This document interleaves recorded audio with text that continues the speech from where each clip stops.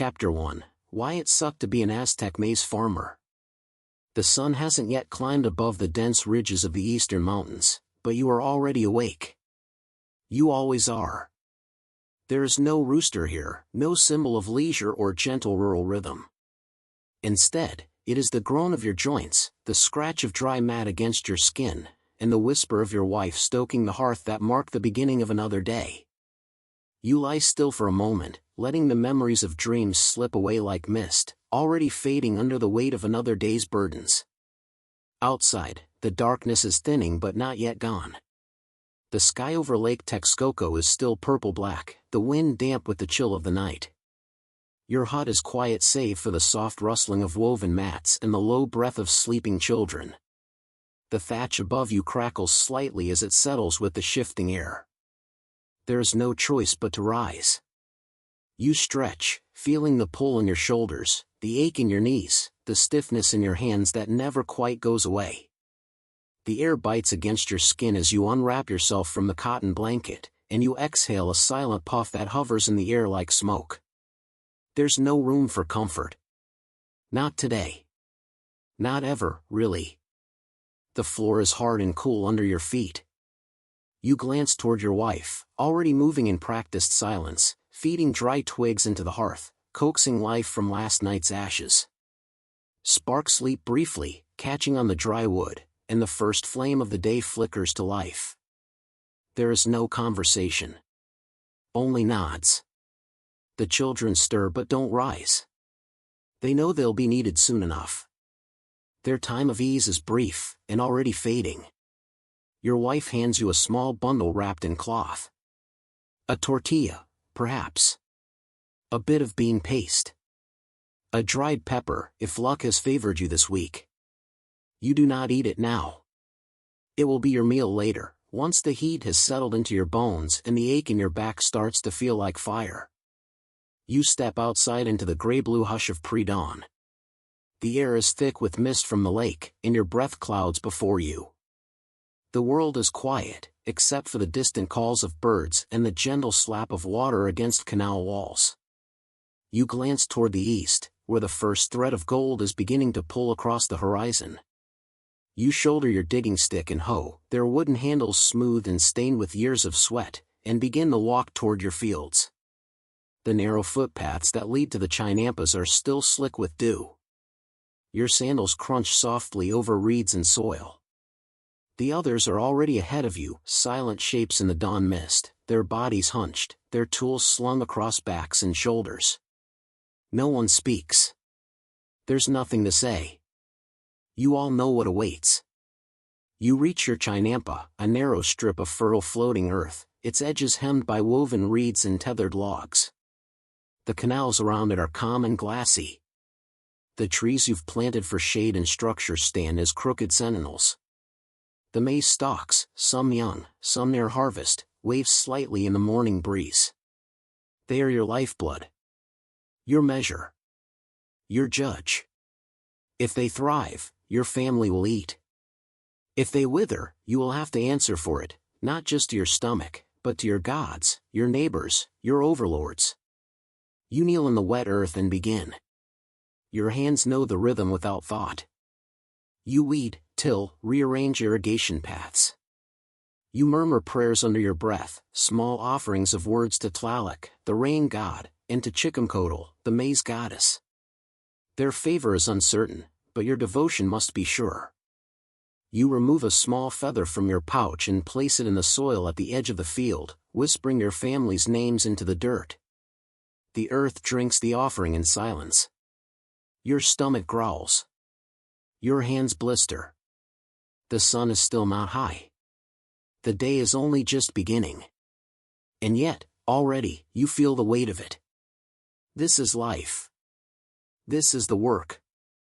And no matter how much you give, the land will always ask for more. The sun begins to rise, not with sudden brilliance, but like a slow bleed of fire across the sky. Its light creeps along the rows of maize, illuminating the dew like scattered shards of jade. The day will soon grow hot, punishingly so, and the damp chill you felt earlier will become a memory traded for sweat and thirst. You remove your outer tunic and hang it on a branch, the cotton damp from your labor, and return to the rows with resolve. The work continues. You pull weeds with fingers calloused and raw, your knuckles cracked and your nails dark with soil. A sudden rustle in the stalk startles you, and for a moment you tense. Predators, sometimes, find their way onto the chinampas. But it is only your eldest son, barefoot and already smudged with earth. He brings you a small jug of water, lukewarm, faintly flavored by clay. You drink sparingly, knowing it must last until noon. He kneels beside you and begins to weed without instruction. His movements are clumsy still, but he learns. He must. One day, this chinampa will be his, or what is left of it. You watch him out of the corner of your eye, trying to remember what it felt like to be that small, that hopeful. But memory is a soft thing, and the years have worn yours thin. Above you, birds cry out, herons and ibises sweeping low over the canals. Dragonflies shimmer between reeds. Life buzzes everywhere, vibrant and urgent.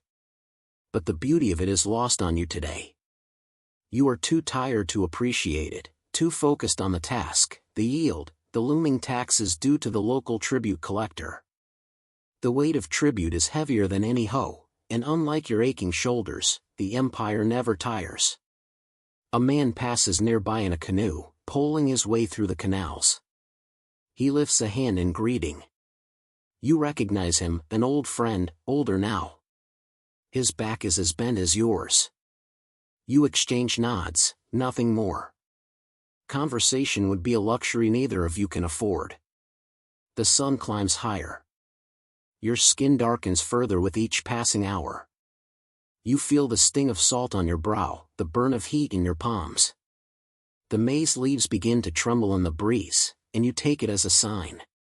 The gods are watching. Whether with kindness or judgment, you do not know. By midday, your hands are slick with sweat and grime. You pause only briefly, retreating beneath a tree at the edge of the chinampa for a bite of the tortilla your wife gave you. It's dry now, cracked at the edges, but it's food. You chew slowly, watching the water ripple under a passing dragonfly. Somewhere nearby, a priest's chant floats faintly over the reeds. A ceremony, perhaps, to appease Tlaloc or to beg the maize goddess for mercy. You bow your head instinctively and whisper a short prayer between bites. You rise again. There are more rows to tend. Always more. Your son is still at work, humming softly, a tune you once sang to him when he was smaller. You remember the words, but do not join. The melody belongs to him now. You move slowly back to the stalks, your body aching in new ways. With each movement, the burden of age reveals itself, a creak in the hip, a throb behind the eyes, a swelling in the joints that has nothing to do with soil. You grasp the hoe again, drive it into the earth, and turn the soil with a grunt. Again. And again. The sound of metal against root, of wood against stone, is the heartbeat of your life. The sun is high, the air is thick, and your feet are heavy with mud. But the gods demand no less. And neither does the land. The sun hangs heavy now, unflinching, and the earth feels like a stove beneath your knees. There is no relief, only more work, more dirt, more sweat. You glance at your son. He has risen and gone back to his task, silently weeding the far edge of the chinampa, where the maize shoots are youngest. His face is red with heat, his shoulders drooping with fatigue, but he does not complain. That would be useless. This life offers no escape, only endurance. And learning to bear it without question is as much a part of his education as the names of the gods or the duties owed to the Kalpuli. Your own hands are raw now. The skin beneath your fingernails is black, your forearms streaked with mud and sweat. You squint up at the sun, judging the time by its position. There are still hours to go before you can return home. Still time enough for the earth to demand more from you. The irrigation trench at the far end of the chinampa is beginning to silt up again. You sigh, gather your strength, and shuffle toward it. Each step is a negotiation with your joints. You crouch and dig with a paddle, muddy water sloshing up over your hands. The trench must remain clear or the maize will choke and wither. The lake gives, but only if coaxed. If neglected, it turns stagnant, breeding illness and rot. You remember last year's blight, how a strange mold took half the stalks. You had offered what little you had to the gods, burned copal, a drop of blood, and still, the rains had come too late. You can't afford such a loss again. The tribute collectors do not accept excuses, and the empire will not starve to feed you. From somewhere in the distance, a conch shell sounds, a long, mournful note that drifts like smoke on the heavy air. Another ritual. Perhaps at the great temple. Perhaps in your own neighborhood, where a family prays for rain or forgiveness. You wipe your brow and whisper another silent offering to the gods.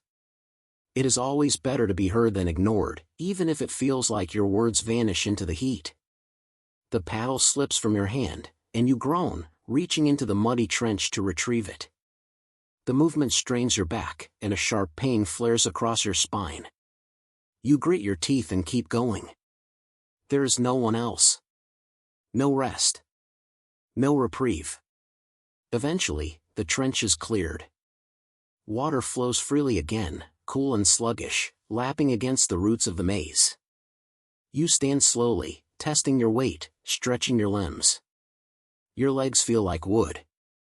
Still, you walk back to the center of the field and return to weeding, eyes scanning for pests or signs of disease.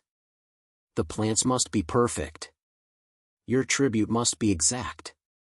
Anything less, and the punishment won't be words. It will be hunger. Or worse, public shame before your neighbors. The boy calls softly.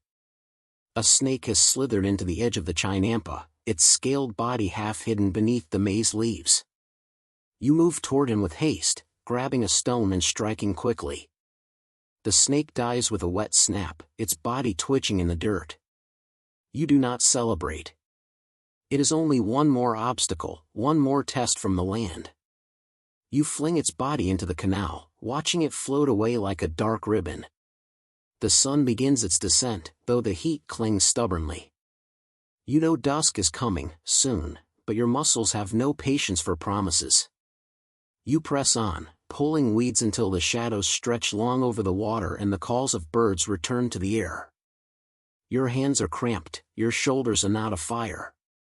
And yet, when you look at your son, standing straight in the evening light, his brow darkened with sweat, his hands coated in the same mud as yours, you feel something else rise.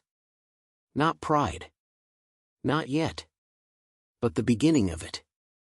You place a hand on his shoulder and nod. It is enough for today. Not because the work is finished, but because it never will be. Together, you gather your tools, your empty water jar, and what little harvest you could carry. The canal path awaits. So does home. So does sleep. But tomorrow, before the sun even touches the lake, you will return. Because the gods ask much. And the land asks more. As the afternoon wears on, your body begins to betray you. Your legs tremble as you stand, your lower back pulses with dull fury, and your fingers cramp with every grip of the hoe.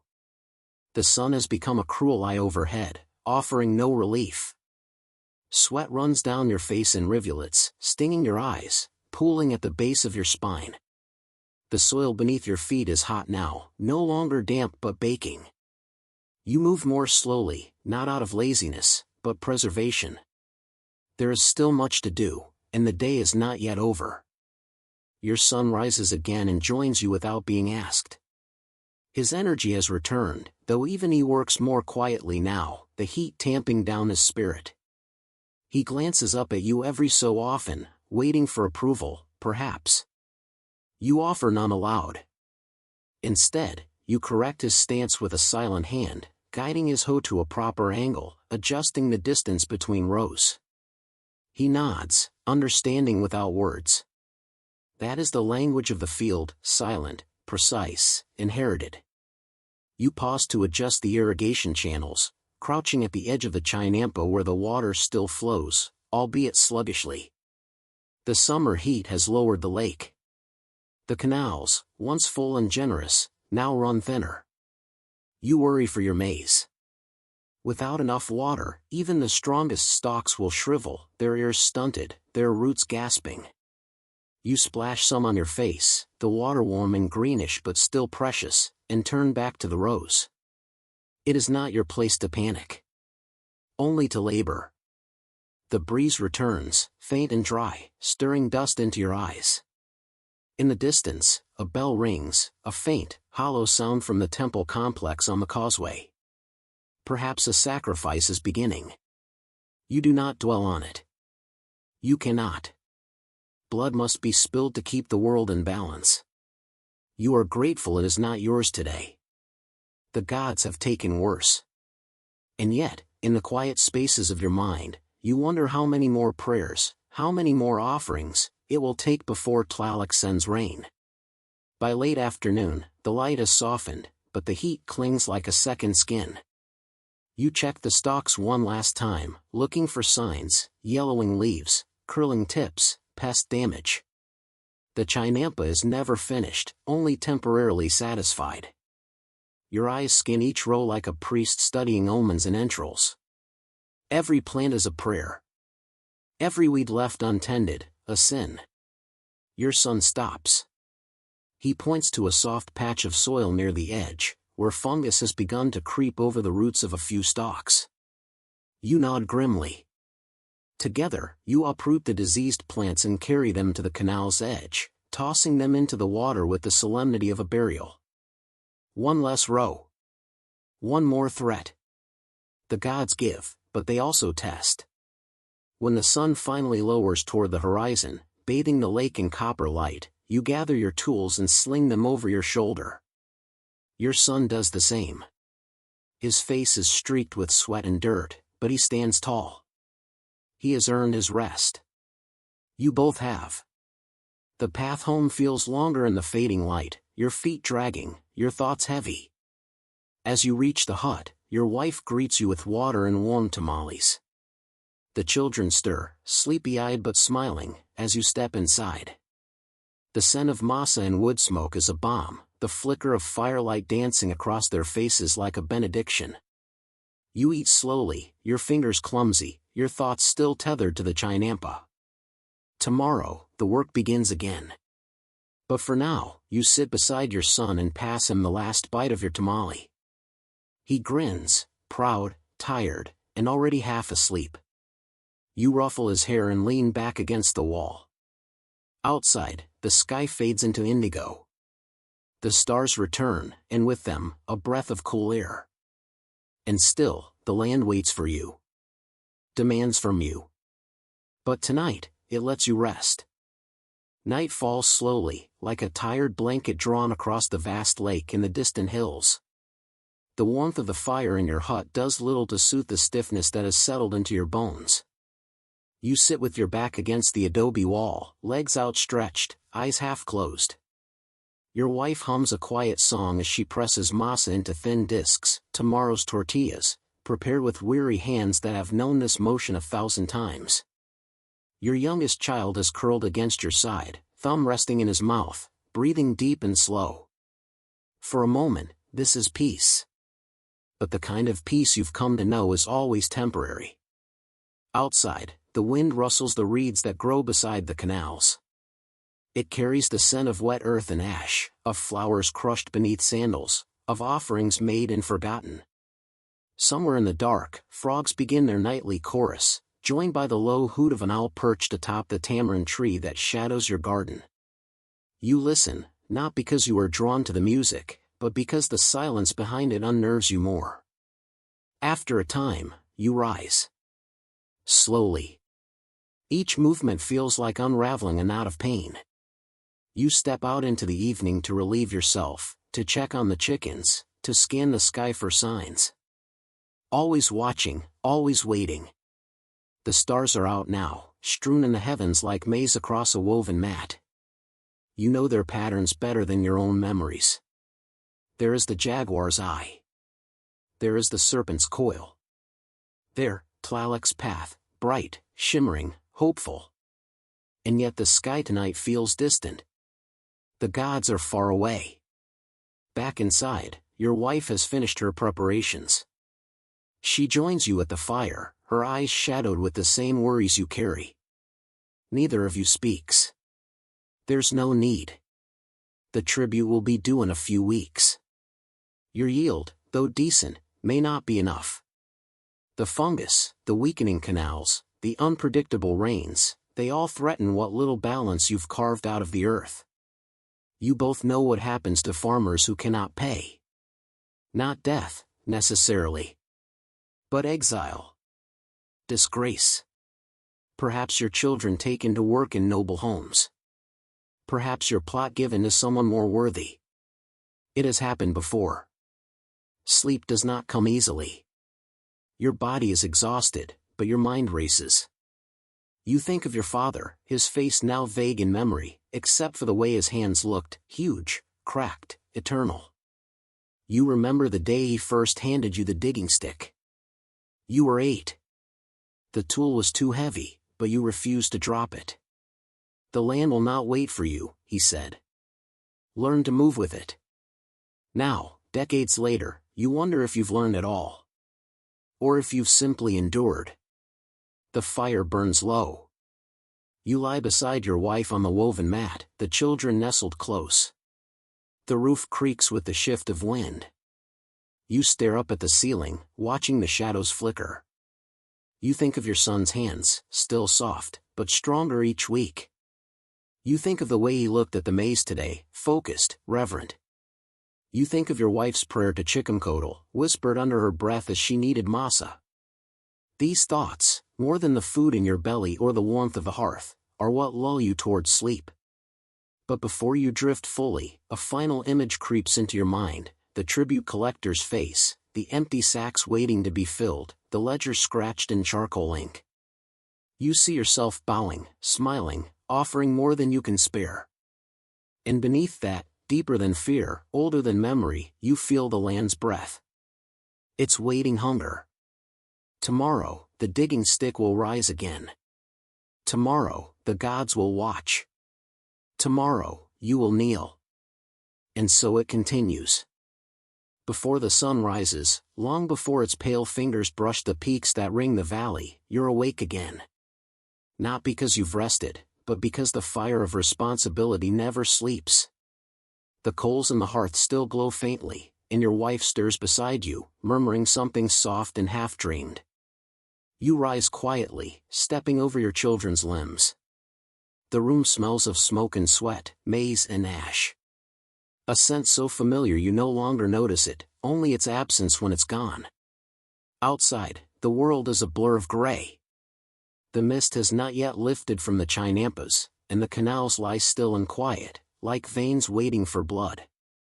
You squat beside the water and splash your face, the cold biting into your skin. The water is low. You can see it in the dark lines on the wooden retaining walls, in the clusters of exposed root where they should not be.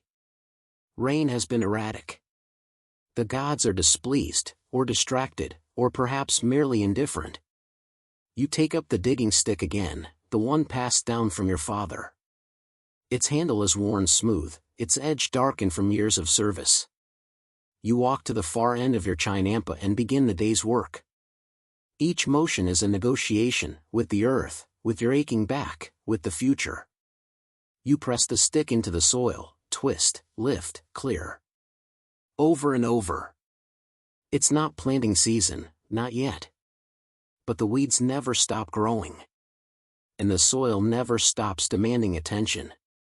Mid-morning brings more labor, repairing the reed barriers, clearing muck from the canal edges, checking for signs of pests. Your son joins you now, groggy but eager. He's still young enough to see farming as a kind of game, a puzzle to solve.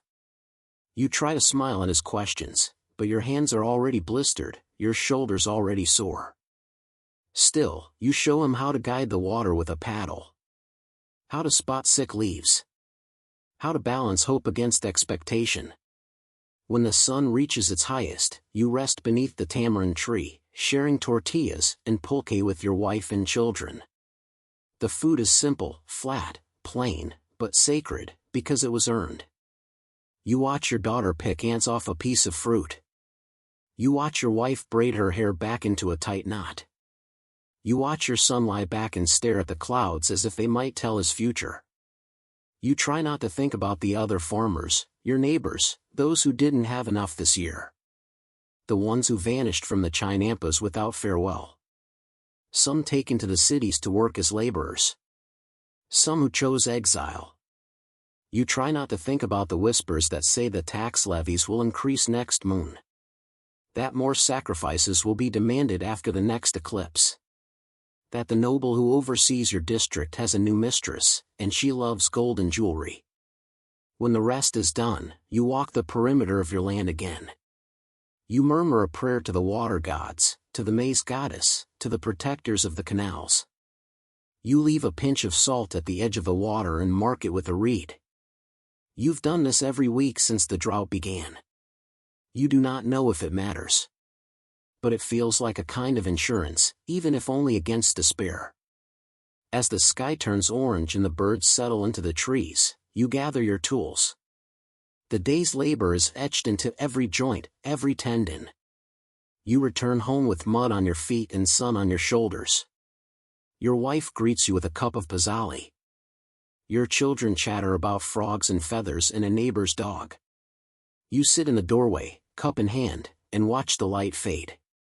In the distance, drums sound from the temple. Tonight, an offering will be made.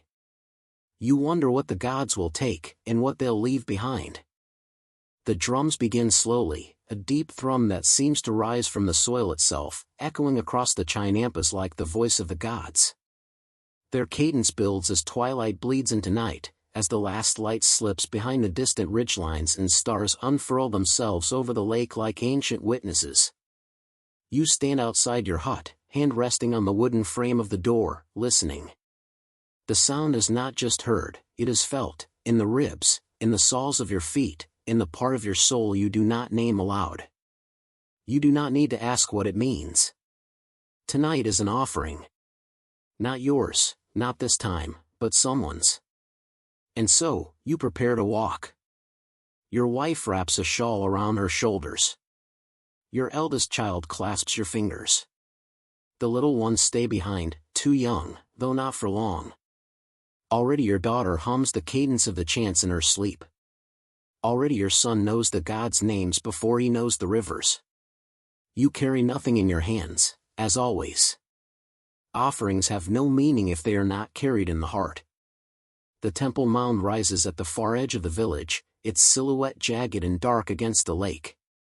Torches line the narrow walkways between Chinampas, their flames shivering in the wind. The air is thick with smoke, copal and burning herbs, acrid and sweet. It makes your eyes sting, but you welcome the sting. It is proof of presence. Proof you belong. You take your place among the villagers at the base of the temple, feet planted in the soft soil, shoulder to shoulder with people who, like you, carry calluses instead of copper. The priests stand high above, bathed in firelight, their skin painted white, their garments red with ritual dye. Their voices roll over the crowd, a chant older than memory, older than empire. The names they invoke are heavy and sacred: Tlaloc, Zyptotec, Chicumcodal. Gods who demand sacrifice not for cruelty, but for balance. For continuation. For the maize. The offering is led forward. Tonight, it is a goat, bleating softly, legs bound but eyes alert. It walks as if it knows. The crowd does not cheer. This is not celebration. This is not relief. This is remembrance. You remember the last human offering. The boy had been from the neighboring village. Not yet a man, but old enough to sing the gods' names with clarity. The drums had been louder that night. The silence afterward, heavier. The priest raises the obsidian knife. It gleams, black, wet, hungry. The movement is practiced, honed through generations. A slash, a spray, the heart lifted to the stars. The flames consume the blood before it stains the altar. Ash rises into the night like black butterflies. The crowd exhales as one body. No one speaks. Words do not belong here. You close your eyes and murmur your own prayer. It has no words. It is sensation, shaped by fear, by need, by hope. You ask for rain. You ask for strength. You ask not to be next. The gods are listening, or they are not. But the asking still matters.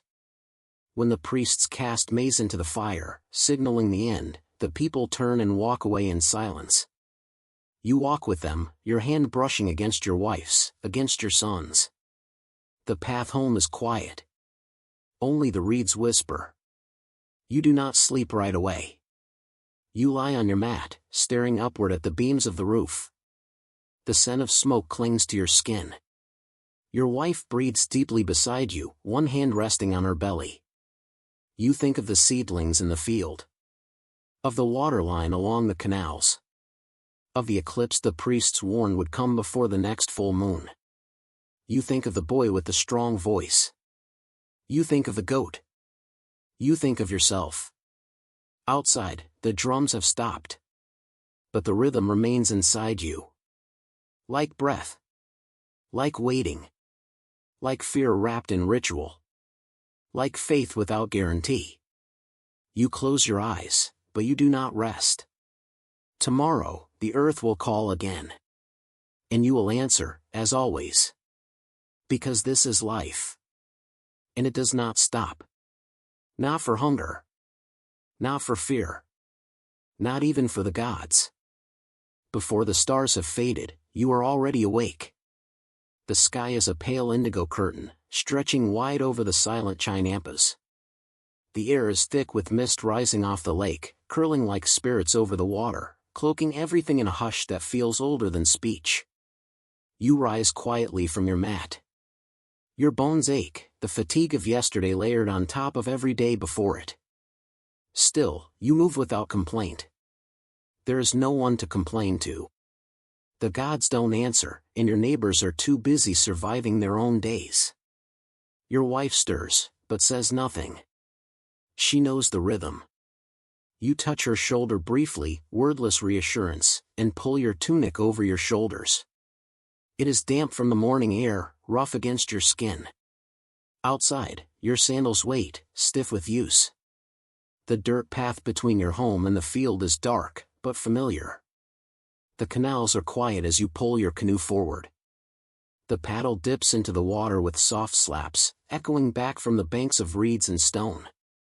You pass other farmers, their outlines just visible in the fog, men like you, silent and watchful, gripping their tools with calloused fingers. The Chinampas emerge ahead like broken teeth from the water, long and narrow, each one carved and tended with care that never seems enough. You disembark and begin your work. The tasks are endless. Always, there is something to do. Weeds claw their way through the soil, and your hands go numb from pulling. Your knees ache from crouching. You mend a sagging section of retaining wall with handfuls of mud, packed and repacked until your palms blister. A cluster of maize plants has withered overnight, perhaps poor drainage, perhaps the wrath of a god displeased. You do not know. You whisper an apology just in case. By mid-morning, the sun has risen behind a veil of mist.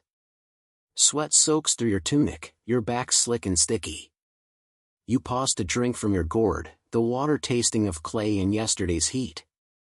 Across the channel, a heron stands on a piling, watching with eyes that hold no sympathy. You wonder how long it will stay before flying off to better feeding grounds. You wonder the same about yourself. Your son joins you with a bundle of reeds. He kneels beside you without a word, mimicking your movements, less efficient but determined. You let him. One day, it will all be his, the land, the debt, the gods' expectations. It is better he learns early. You do not tell him that, of course. You only nod, and keep working. When noon comes, the sun is high and unforgiving. You rest in the shadow of a tamarisk tree growing at the edge of the field, chewing a strip of dried fish and a handful of beans wrapped in a maize leaf. Your wife packed it, as she always does. The fish is too salty, the beans overcooked, but you eat it anyway. Hunger is not about flavor. Hunger is a fire to be tamed, not satisfied. The work resumes. Afternoon passes like smoke, present, but ungraspable. A canoe glides by carrying a priest in ceremonial garb, his chin high, eyes fixed on the horizon. You bow your head, barely lifting your hand. He does not return the gesture. He does not even see you. But you see him. And you remember. Because tomorrow, or next week, or when the harvest fails, it will be men like him who demand you kneel. Still, you keep planting. You keep weeding. You keep moving. Because the maize must grow. Because the gods must be fed. Because you are Aztec. And this is your world. By the time the sun begins its slow descent behind the mountains, your body is a map of aches. Every joint throbs with effort, every muscle stretches toward breaking. The dirt clings to your arms like an extra skin. Your hands, cracked and blistered, move with the dull precision of instinct. You have not paused to count the hours. There is no point. The hours are not yours. They belong to the field. As shadows lengthen, so do your thoughts. You think of the last dry season, how the lake receded farther than anyone remembered. How the priests blamed the people's lack of faith. How more offerings were demanded. You think of your neighbors, the ones who vanished after a poor harvest, their homes abandoned, their chinampas swallowed back into the lake's green jaws. No one speaks of them. But everyone remembers. You glance at your son. His knees are caked with mud, his face streaked with sweat, but he keeps working. He hums softly under his breath, a song his mother used to sing when he was an infant. You remember how small he once was, how his whole world fit into your arms. Now he tends your world with you, and one day he will inherit it, and its burdens. A breeze rises from the water, cool and wet, lifting your hair from your brow. You close your eyes just a moment. You imagine what it must be like to live without this endless pressure. Without the gods looming behind every cloud. Without the fields that never sleep. You try to picture a life with laughter that isn't forced, with rest that isn't stolen. But the vision slips away before it can take shape. From far across the chinampas, a conch shell sounds, a low, echoing wail that curls through the air like smoke. The priests are calling the people again, perhaps for prayers, perhaps for another omen. You do not turn your head. The temple is not your destination tonight. The earth is. You begin to gather the tools. Your son follows your lead. You tie the bundles of reeds and place them into the canoe. Every movement is practiced, like lines in a play you've performed since childhood. There is no novelty here. Only ritual. Only repetition. The paddle bites into the water with a heavy rhythm. The canal glimmers under the fading light, reeds hissing as you pass. Fish leap briefly from the surface and vanish again, small lives caught in the same cycle as yours, moving, surviving, unseen. The frogs begin their evening chorus, and you feel your shoulders begin to lower, fraction by fraction. Not from peace, but from fatigue. Back home, your wife is already stoking the fire. Smoke curls from the cooking hut, pungent with burning maize husks. She glances up as you arrive but says nothing. Her eyes say enough. She's tired too. She always is. Dinner is a thin porridge, barely salted, served in clay bowls. You eat slowly, chewing not because you savor it, but because your jaw needs time to remember how. Your youngest child babbles a story about a lizard he saw, his eyes wide with innocent wonder. You smile and ruffle his hair, though you barely hear him. Your mind is still in the field. Still with the dying maize. Still calculating how much tax you'll owe and how much you'll have left after. Night falls, sudden and heavy. The stars push through the darkness, cold and watchful. You lie on your mat once more, the straw poking your ribs, the air damp against your skin. Your wife sleeps quickly, arms around the baby. Your son curls at your feet like a dog, dirt still clinging to his toes. You stare into the dark. You count breaths instead of stars. You try not to think about tomorrow. But tomorrow is already here, waiting. It waits with dry earth. With hungry gods. With promises you never made, but must always keep. And when the sun rises again, you will rise with it. Because there is no other choice. Because the maize must grow. Because you are Aztec. And you were born into toil.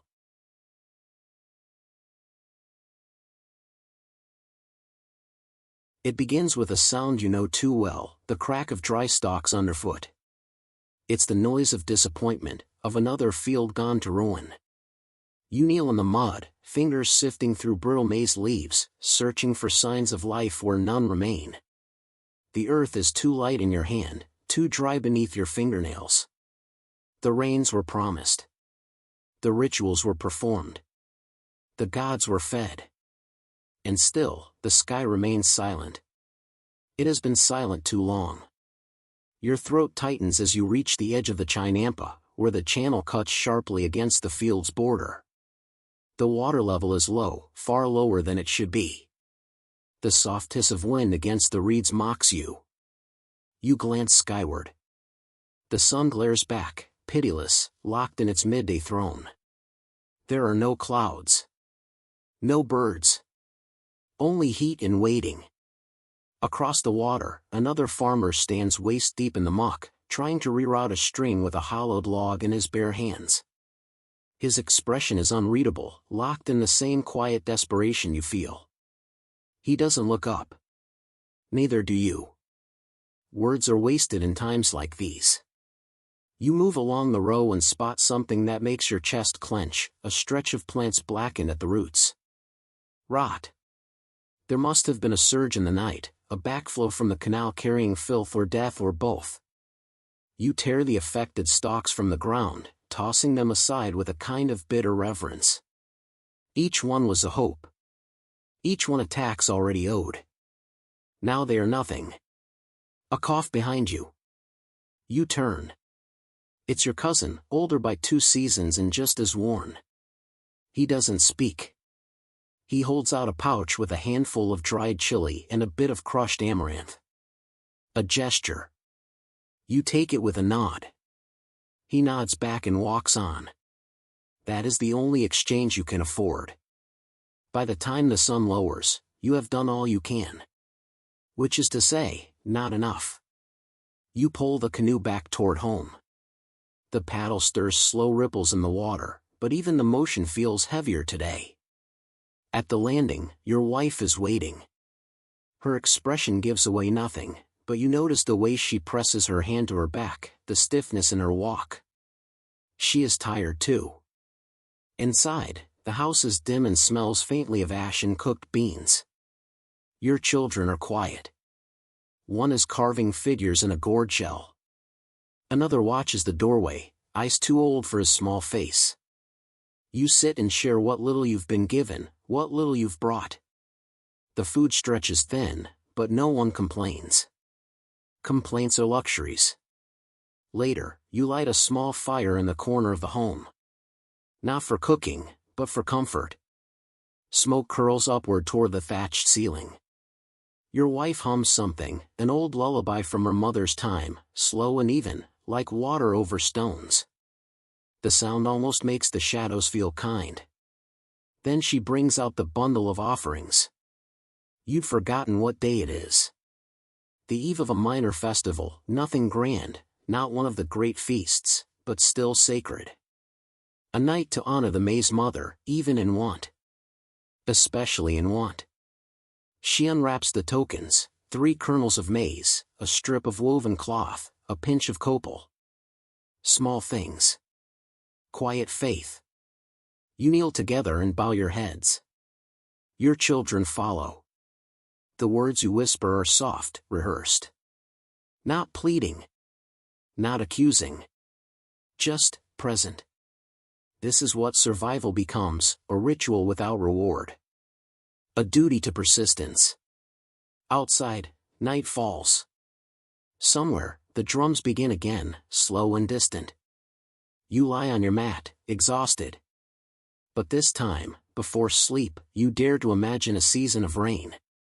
Of fields green and humming with bees. Of your son someday walking these same rows with his own children in tow, telling them how hard it was, and how you endured. It is not a hope you speak aloud. But it's enough to close your eyes. And for the first time in days, you rest. Chapter 2, The Fall of Tenochtitlan, a city dismantled. The lake glitters beneath a sky too clear, too silent. From the temple heights, the city of Tenochtitlan unfolds like a dream made stone, canals shining like mirrors, chinampas floating like green carpets, and causeways stretched taut across the water like veins of obsidian. But that was before the sails. You were a child when the first rumors came, men with metal faces and thunder in their hands. They arrived not with tribute or humility, but with banners that bore no gods you recognized. They rode beasts too large to be deer, and their eyes gleamed with hunger. Your father called them omens. Your mother whispered prayers into her shawl. And the city held its breath. Moctezuma, Artilatoni, had the weight of the heavens on his shoulders. He sent gifts to these strangers, gold, feathers, cacao. Perhaps to dazzle them, perhaps to warn them. But they only smiled with wolf teeth and came closer. They took his gifts as invitation. When they entered the city, they did not bow. They marveled, yes, at the aqueducts and markets and the great Templo Mayor, but behind their awe was calculation. You remember the silence when Moctezuma welcomed them to the palace. You remember his robes, heavy with jade, and the way he looked not at them, but past them, as if already seeing what would come. Some say he believed they were gods. You don't. You saw the fear in his eyes. Not divine awe, but political dread. Then came the betrayal. The festival of Toxcatl, a time of joy and music. The drums had barely begun when the killing started. Spanish steel flashed in the sunlight. Priests fell first. Dancers next. The plaza ran red before a single word was spoken. They butchered not warriors, but celebrants. The sacred was defiled. The city screamed. Tenochtitlan rose up, and for a time, drove the invaders out. La Noche Triste, they call it, the night of sorrows. But our sorrow had only begun. They returned, not just with muskets and horses, but with allies. Tlaxcalans. Enemies of our empire. Former tribute-bearers now wielding blades at our throats. The siege began. You were old enough to carry water then. Old enough to see death up close. The causeways became choke points. The canals, once our lifeblood, turned traps. They cut the aqueducts. Starved us. Day by day, the lake turned foul. Corpses floated where crops once grew. Dogs and rats vanished first. Hunger crawled into every home. You watched your neighbor eat bark. You watched your cousin waste away. You watched the city that once sang with market cries fall into silence. But even then, we fought. We pushed them back at the causeways. Our canoes swarmed their brigantines like wasps. Our stones found cracks in their armor. Our hearts held. 4 weeks. 4 months. The gods demanded courage, and we gave it. Every morning, you awoke not knowing if you would eat, but knowing you would resist. Moctezuma was gone. Cuitlahuac followed him. Then came Cuauhtémoc, young, fierce, unyielding. His words were flame. His presence a shield. Even as the temples crumbled and the fires spread, he stood. And we with him. But will alone does not fill bellies. You remember the moment the southern causeway fell. The scream that rippled through the city like thunder. You remember seeing the Spanish standards rise where our banners once flew. The lake did not glitter that day. It roiled. The last battle was not in the temples, but in the alleys. House by house, stone by stone, we fought. You saw a boy no older than your brother hurl a torch at a conquistador's feet. You saw a mother cradle her dying child and then pick up his sling. And finally, you saw Cuauhtémoc taken. Bound. Bloodied. Unbroken. You stood in the ruins of your home, the air thick with ash, and watched him stare down Hernán Cortés. "I have done what I could with my defense," he said. "Now I come myself to your power. Take this dagger and end my life." Cortés refused. Death would have been mercy. So began the unraveling. The city was not merely conquered. It was dismantled. Brick by brick. Stone by stone. Temples flattened. Canals filled. Spanish churches rose atop broken altars. But in the dust and ruin, something endured. You. And the memory of a city that once touched the sky. You remember the moment when hope faltered, a single dawn when the lake itself seemed to shiver. Smoke had begun to rise along the eastern causeway. Not incense, not festival smoke, but the thick, angry coils of war. It was Tlaxcalans, they said. Allies of the strangers. Former enemies now turned traitors. They knew the city's weaknesses. They knew how to strike. You stood on the rooftops beside your brother, your hands slick with sweat as you passed stones to the younger boys who crouched in silence. The temples had sounded the drumbeat of war at midnight. The priests chanted through the darkness, calling down lightning with each booming blow. Across the waters, torches danced like red insects, thousands of them. The siege had begun. The days bled into each other after that. Each morning brought new fires, each night the screams of someone taken, or lost, or swallowed whole by the lake. The causeways were battlegrounds, narrow veins of stone over the black water. Our warriors fought like jaguars and eagles, masked in feathers, armored in cotton soaked with salt. But they were dying. Too many. Too fast. Food began to dwindle. The chinampas were burned. The canals poisoned. You remember paddling at night with your father, trying to retrieve baskets of beans left hidden beneath the reeds. Once, you saw a canoe drifting unmanned, its cargo of maize soaked in blood. Inside the city, order frayed like old cloth. The great market fell silent. The temples echoed without song. The gods received fewer offerings, not out of neglect, but scarcity. There was little left to give but flesh. Moctezuma was dead.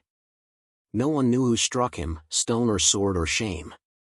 Some said he had become too thin, too hollow to bear the weight of empire. Others said the gods had turned their backs. Regardless, he was gone.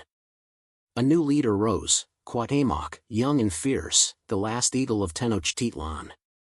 He rallied what strength we had, organized the defenses, restored dignity where hope had begun to rot.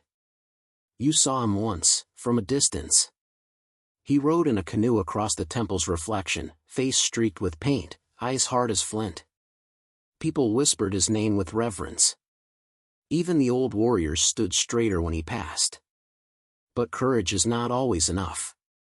Disease had come before the siege, the foreign pox, the skin-blistering rot.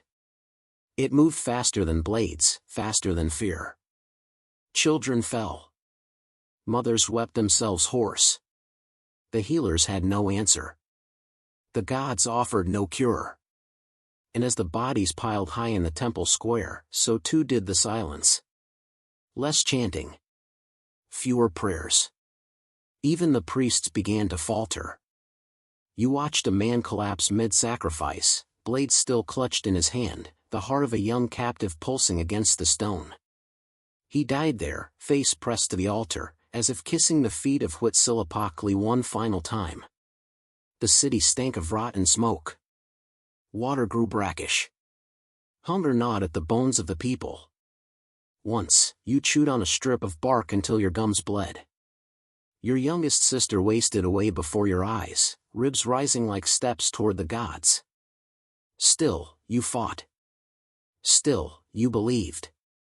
Until one morning, you woke to the silence of surrender, the drumbeats stopped, the temple quiet, the banners lowered. Word spread quickly. The city had fallen. Cuauhtémoc had been captured. And you wept.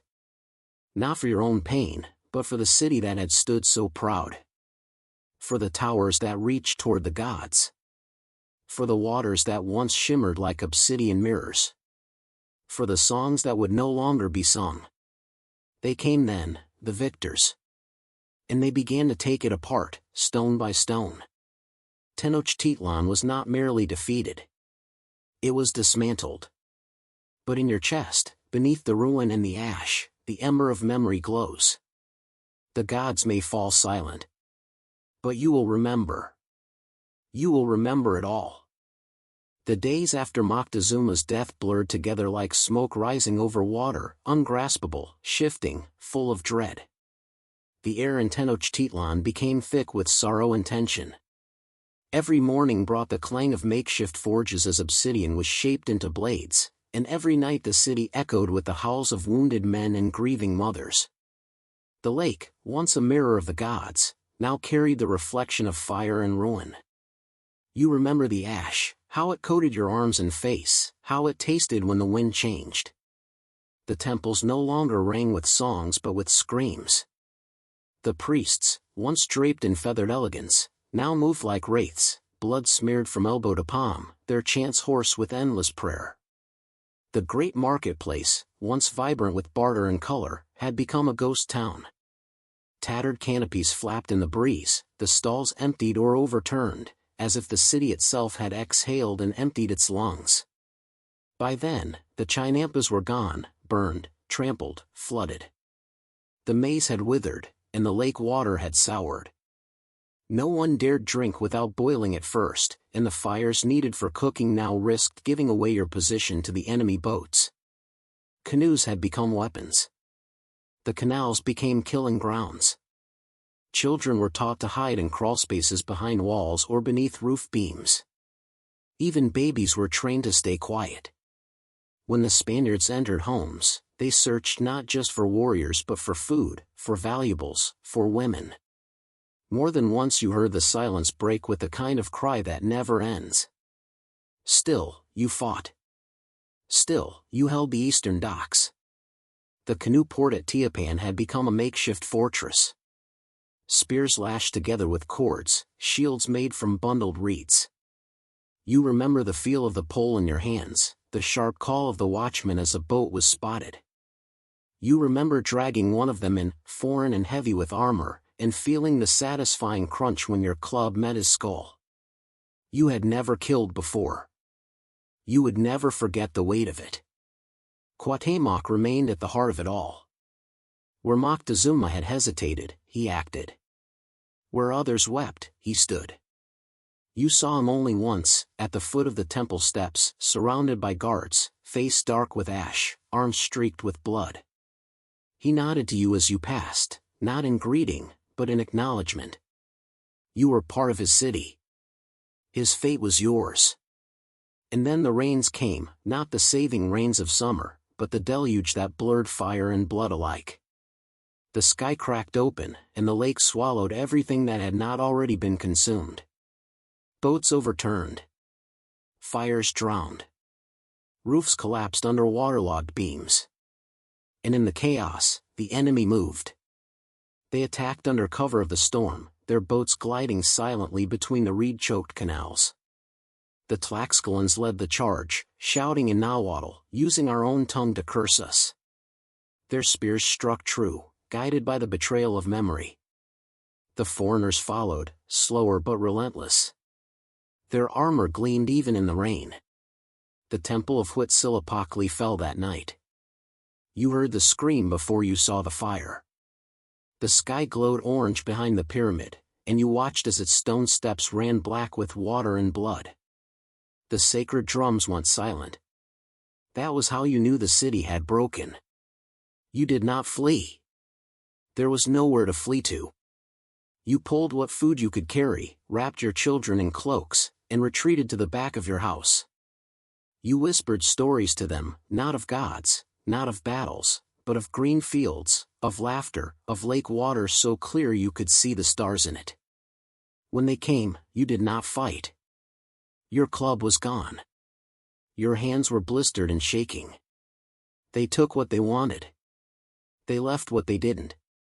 And when morning came, the sun rose over a city that no longer belonged to you.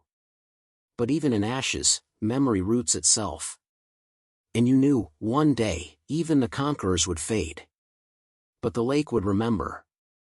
And so would you. The dawn after the fall arrived like a wound, red and raw and slow to open. Smoke still curled from the edges of temples and rooftops, painting the sky in dull streaks of gray. The silence was different now. It wasn't the silence of suspense, of waiting for war to break upon the causeways. It was the silence of something finished. Something broken. You stepped into it barefoot, past the cracked threshold of your home, and felt the dust cling to your skin like mourning cloth. There were bodies in the street. Not strewn as in battle, but arranged, stacked or burned or slumped in prayer. Some had been your neighbors. Some had names. Some had none. Dogs moved carefully through them, too lean to be feared. The canals no longer held water, only blood and ash, muddied to sludge. The air smelled of death and wet stone. The once proud humming of the city had become the buzzing of flies. Your feet carried you to the temple plaza without thinking. No one stopped you.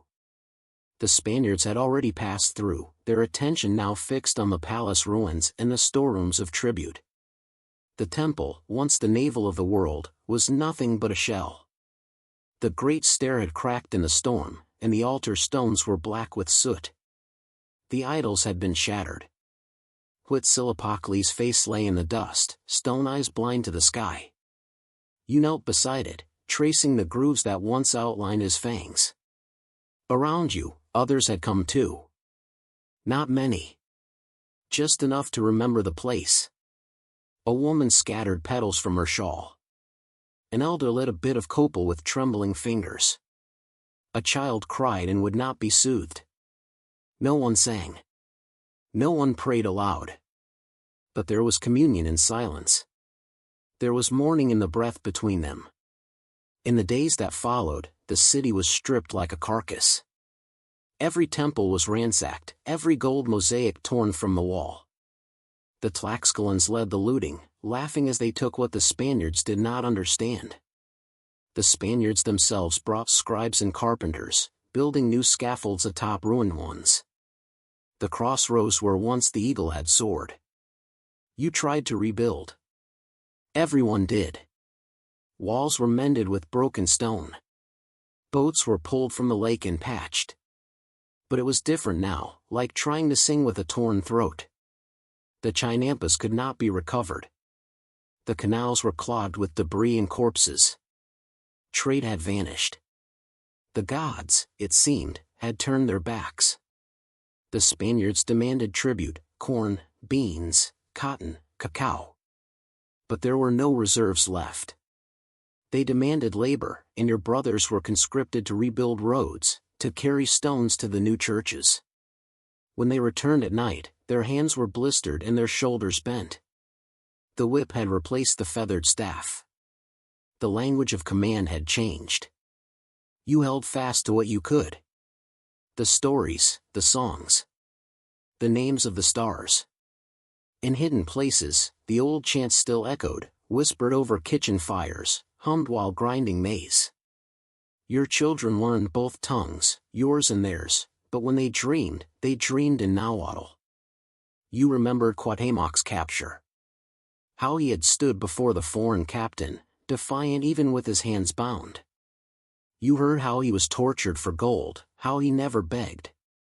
You told that story to your children, though you did not tell them how he died, strangled in the jungle on some distant campaign. Better to end the tale at the moment of defiance. Better to keep the flame lit. There were rumors of uprisings. Of mountain villages that refused to submit. Of priests who fled into the forest with their idols and returned only to carve symbols in the bark of trees. You clung to these rumors like seeds in a dry field, hoping something might grow.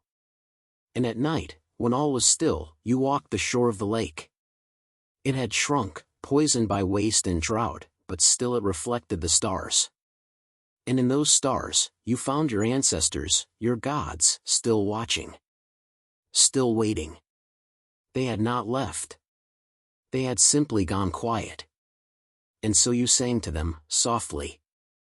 So softly, the conquerors would not hear. But the lake did. And the lake remembered. The rains came late that year. They usually began with thunder, a trembling echo that rolled across the high valley like the voice of Tlaloc himself. But this time, when they came, there was no celebration. No children running barefoot through puddles. No dancers blessing the first drops with flower petals. This time, the rains came to a different city. One with its spirit broken. You stood at the edge of your ruined garden and watched the water pool around stone foundations. The crops barely held on, sickly maize, stunted squash. The chinampas were no more than shadow memory. With the lake spoiled and the canals lost, your harvest now depended on prayer and luck, and neither came easily. The new rulers had taken the best lands for themselves. Their priests walked the old roads now, wearing black, bearing crosses. They spoke of one God, one truth, one path. But their words held no warmth. Only instruction. Only demands.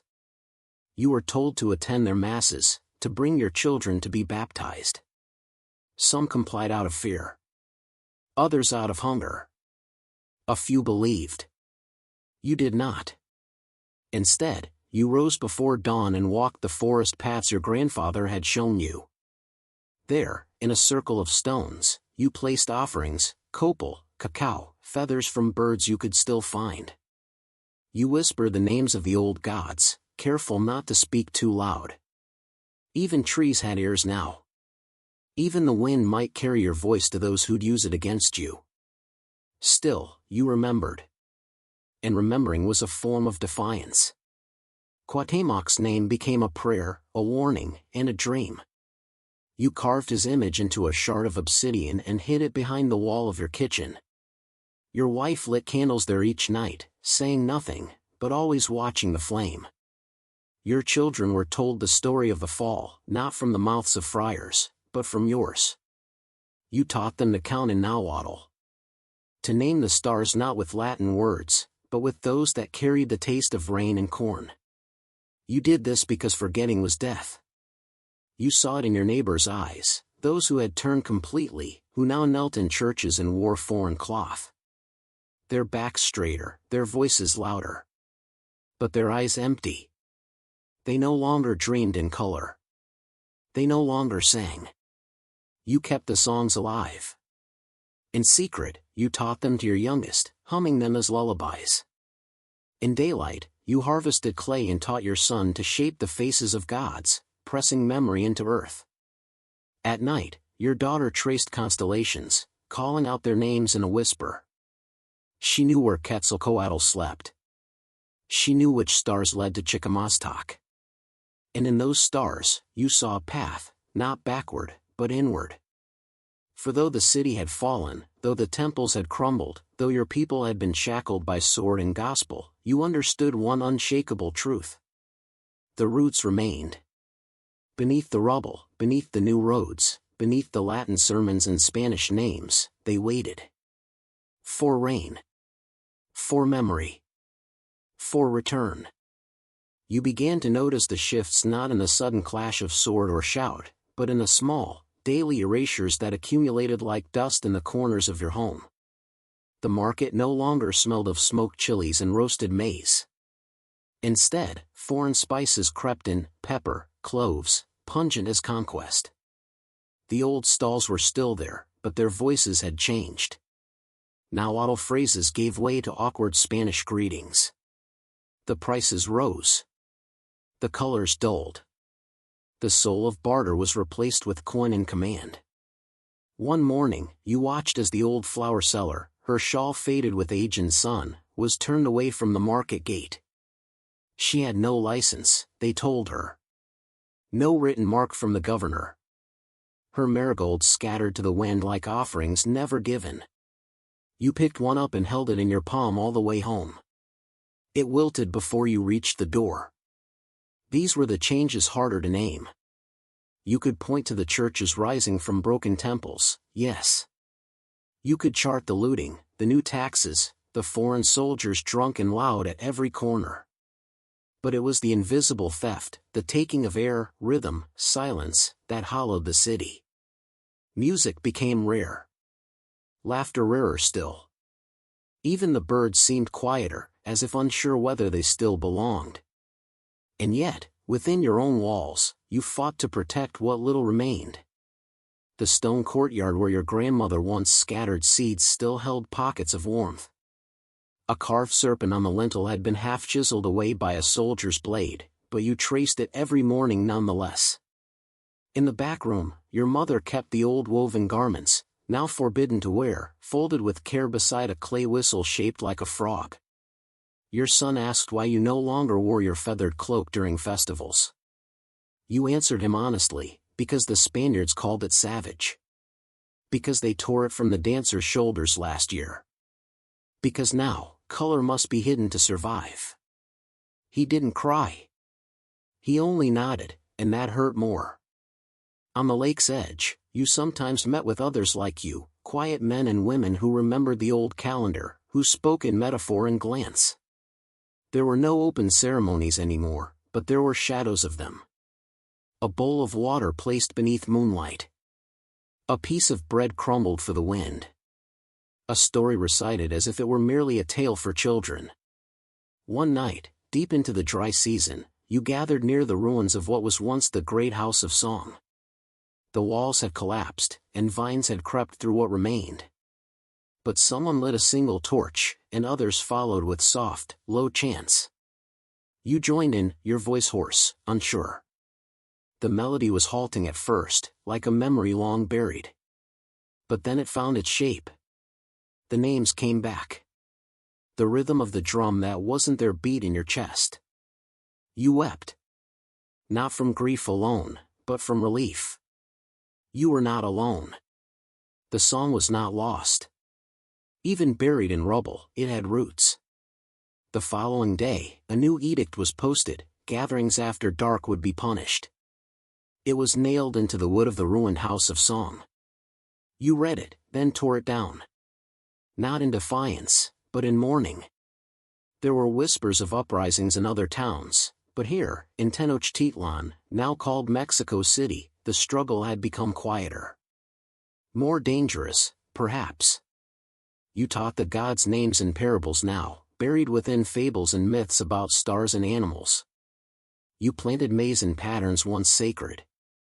You passed down maps etched in memory, not on skin. And in the silence of night, beneath the foreign bells that now ruled the sky, you listened for the old ones. You thought of Quetzalcoatl, banished, yes, but promised to return. You wondered if he, too, had changed. If he would know the land when he came back. Or if it would even still be his. But in your heart, you kept a single truth alive, fragile as a flame in wind.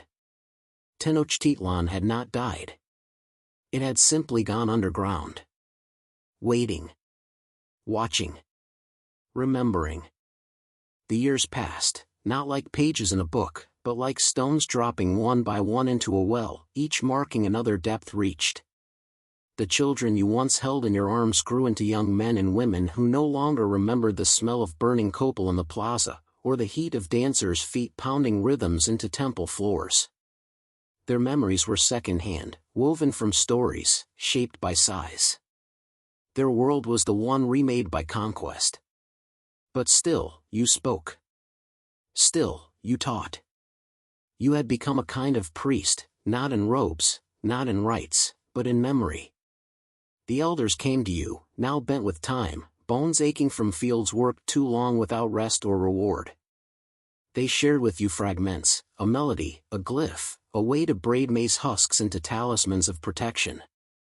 You wrote none of it down. Ink betrayed. Parchment was read by foreign eyes. No, your scriptures lived in retelling. In breath. In heart. There were days when the weight of silence pressed too hard. When your own tongue faltered over prayers that once flowed like river water. You stood alone in what was left of the plaza, watching the shadows stretch across ruined stones. The cathedral bells rang now from towers where once the eagle called. Their sound was cold. It echoed without root. But you would not kneel to them. Not there. Not ever. Instead, you found solace in the small things. In the smell of tortillas roasting over open flame, in the sight of a young boy tracing a spiral into the dust with a stick, unaware it was the symbol of wind, of Ahakatl, of the breath that moved the world. You saw how the gods returned not in thunder or fire, but in whispers. In hands. In breath. In dreams. One day, your daughter came home with a question. Her friend had been told by a friar that the gods you spoke of were demons, that your stories were lies meant to damn her soul. The girl had cried. Your daughter had not. She asked only, "Are they wrong?" You knelt before her then, not as father, but as keeper of flame. You placed your hands on her shoulders and told her that truth does not vanish because others fear it. That the gods she carried were not jealous or cruel. That they lived in maize and moonlight, in the silence before speech. That they had no need to conquer, they had only to endure. And they would. You began to see it then, the quiet rebellion not of sword or fire, but of memory. A pot painted with sacred colors, sold in the market as decoration but made in reverence. A lullaby sung off-key that held the rhythm of old chants. A healer using herbs still gathered by moonfays, wrapped in prayers that sounded like rhymes. The Spaniards built churches atop every pyramid they could find, but they had no words for the roots. They paved roads, but not hearts. They baptized names, but not souls. You saw how your people adapted, not by surrendering, but by hiding themselves within the very fabric of this new world. A mask worn not in shame, but in survival. There were moments when it almost felt like hope. But then came the plagues. They arrived not on horseback, not bearing swords, but on wind and touch. One year it was fever. Another, blisters that bloomed like fire across the skin. Another still, a coughing that left lungs as dry as parchment. Whole families vanished. Entire neighborhoods went silent. The priests said it was God's punishment for hidden idols. You said nothing. But you wept. You buried your wife during one of the worst waves. She had been strong, full of laughter even in grief. One day she was at the hearth, the next, ash. You carved her name into wood, placed it beside the obsidian shard of Cuauhtémoc, and lit a candle with shaking hands. You said the old words, slowly, carefully. Not for her benefit. For yours. For the continuity of things. Now you walk with a limp. Your bones crack in the cold. The children come to you less, drawn more by the pull of survival than story. But you do not stop speaking. Each day you whisper the names, Tlaloc, Huitzilopochtli, Tenantzin, Tezcatlipoca. Each name a step back through fire. Each name a reminder that nothing truly dies unless it is forgotten. And you, the last ember of a ruined temple, refuse to forget. The wind changed with the season, bringing with it a strange silence that curled through the alleys of what had once been the heart of empire. They no longer called it Tenochtitlan. The Spanish tongue shaped the name into something dull, clipped, drained of its ancient pulse. Mexico Tenochtitlan. Mexico City. A corpse wearing the mask of a king. You woke each day with the ache of bones that remembered the weight of grief. Yet your eyes still searched the horizon for the old gods, even if they no longer appeared. The eastern sky was once painted with the promise of Huitzilopochtli's triumph, but now it glowed with the white smoke of lime kilns and burning books. They burned more than paper. They burned lineage, language, law. They burned the map to your soul. And yet you carried it still. The market had changed. Once a sea of voices, bartering, shouting, laughing, now it was quiet, nervous, orderly under foreign eyes. The Spaniards patrolled with spears and glances that searched too deeply. But still you came, carrying what little maize you had, what few beans you'd managed to coax from dry earth. You bartered not just for goods, but for fragments of memory. A basket woven with the old patterns. A shard of pottery still painted with the sacred blue. A whispered name passed from vendor to vendor, soft as breath, resistance. Your neighbor, once a priest in the house of songs, now sold fruit from a mat. But sometimes, when the sun struck the square just right and the guards looked away, you could hear his voice slip into rhythm, just a note or two, masked as idle humming. Enough to turn your head. Enough to bring tears to your eyes. The language lived. Not boldly. Not loudly. But in corners, in kitchens, in cradle songs and planting chants.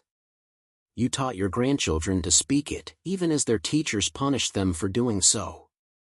They came home with wealth sometimes, stories of rulers and saints forced into their mouths. You told them other stories. Older ones. Stories where mountains walked, and serpents wore feathers, and gods made blood into sun. Your wife stitched those stories into cloth, bright reds and ochres hidden beneath the folds of her new skirts. The outerwear followed the new fashions, but inside, against her skin, she wore the old world. The church bells rang like war drums now, but the rhythm no longer shook you. You had built a quiet within yourself, a temple of the spirit. They could not level that. Sometimes you still visited the ruins of the old precinct, now swallowed by roads and courtyards and the foundations of a cathedral. You walked the line where the great stair once rose, your steps uncertain, your heart beating with memory. You had no idols, no flowers, no chance to offer. Only presence. Only breath. And breath was sacred. One evening, as dusk stained the sky in copper and soot, a stranger joined you at the edge of the square. He was young, face burned by the sun, hands rough with work. But his eyes, they knew. He asked if you remembered. You did not answer with words. You only nodded. And from the satchel slung across his back, he drew a codex, not painted, not dyed, but carved in fine detail onto bark. Figures danced along the page. Glyphs you had not seen in decades. A language resurrected. You wept then, not in sorrow, but in awe. Because even after so much ruin, even after betrayal and plague and fire and forgetting, there was this continuation. Not revenge. Not rebellion. But continuity. A river flowing underground, unseen, unbroken. He left before night fully fell, vanishing into shadow. You did not ask his name. You did not need to. He was not singular. He was a sign. That night, you placed a candle in the window of your home, as you had not done in years. You stood beside your wife, your daughter, your grandchildren. You did not speak. You did not pray. You simply watched the flame and let it warm your face. The empire was gone. But its heart still beat. Not in stone. Not in blood. But in memory. And memory endures. The boy had never seen the city as it was. He had been born in the aftermath, swaddled in the shadow of cathedrals that squatted where temples once pierced the sky. To him, stone crosses were normal. Latin chants were the only music ever sung in public. His nahuatl was halting, learned at the corners of conversation and during whispered lessons from elders who remembered better times. He had never touched a codex or seen it sempantly. He only knew the names his grandfather repeated beside the fire, names shaped like thunder and breath: Tlaloc, Quetzalcoatl, Huitzilopochtli. But even if the gods had vanished from the streets, they had not vanished from the blood. He would watch his grandfather carve, hunched over a small bench lit by a single oil lamp. The old man's hands were knotted with time, but they moved with reverence, coaxing form from wood or clay as though remembering a face. Sometimes it was a jaguar, eyes narrowed in motion. Sometimes a feathered serpent, coils curling skyward. And once, the boy saw him carve a face he did not know, noble, stern, crowned with flame. Cuauhtémoc, his grandfather said, not lifting his eyes. The last one who stood tall.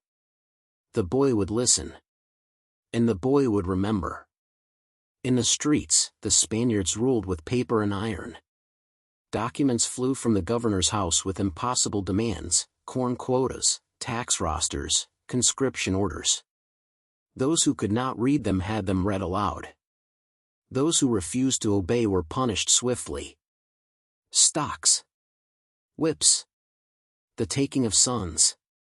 Yet, amid all the foreign structure, the pulse of the city still thudded with old rhythms. Women still ground maize to the beat of old songs, though their lyrics had shifted into half-code, half-prayer. Old men still sat beneath cactus shade, telling stories with careful eyes. You were one of them. Not the boy. The grandfather. You remembered Tenochtitlan before it was dust. You remembered the fire, the screaming, the final silence. You remembered the bitterness of surrender, not just of arms but of identity, forced names, forced gods, forced forgetting. But you had refused to let your soul be renamed. So you taught. Not with books. Not with sermons. With presence. With care. With every bowl you shaped, every pattern you etched, every glyph you dared to whisper. The boy began to understand. He asked questions you could not always answer. Why didn't the gods stop them? Why did our warriors lose? Why do we hide? You try to explain the way night comes, even when you've built fires. You told him the gods do not always win, but they always return. Even the sun dies, you said. But it always rises again. He nodded, but he did not smile. That night, you took him to the old quarter, the place where the great causeway once touched the island city. There was nothing left but ruin, but you saw what he could not. There, beneath the paved colonial street, lay the bones of pyramids. You placed his hand on the stone and told him to close his eyes. It is still here, you whispered. They built on top, but they did not destroy what matters. You can't kill a mountain. You can only name it something else. In time, the boy began to carve. His lines were different, sharper, faster. He carved not from memory, but from imagination. His jaguars had wings. His serpents breathed fire. His gods wore masks of smoke and steel. They were not the same as yours, but you recognized the spirit. He was not copying the old world. He was building something new from its ashes. And this, you realized, was the future. Not revival. Not rebellion. Reinvention. The Spanish taught their children to forget. You taught yours to transform. Because the empire was more than stone and sacrifice. It was a way of seeing, of being, of shaping the world with hands and breath and memory. That could not be conquered, not truly. The boy, now nearly a man, took your carving tools one morning and did not ask permission. You let him go. You knew he would not return them. Not because he was ungrateful, but because he was ready. And as he walked away, toward a city that no longer knew its own name, you did not mourn. You watched the sun rise behind him. And you smiled. Because the gods were not dead. They were changing. And so were you. There came a morning, many years after the fires had cooled and the idols had been buried, when you awoke not to weeping or silence, but to song. It was faint at first. A single voice humming in the distance, drifting through the stone alleys of a changed city. It did not come from a church, nor from the marketplace, but from the banks of the poison lake where the water still mirrored the sky if you caught it at the right hour. You followed it, curious, cautious, your feet light on the path once carved by generations who built floating gardens with their bare hands and their boundless hope.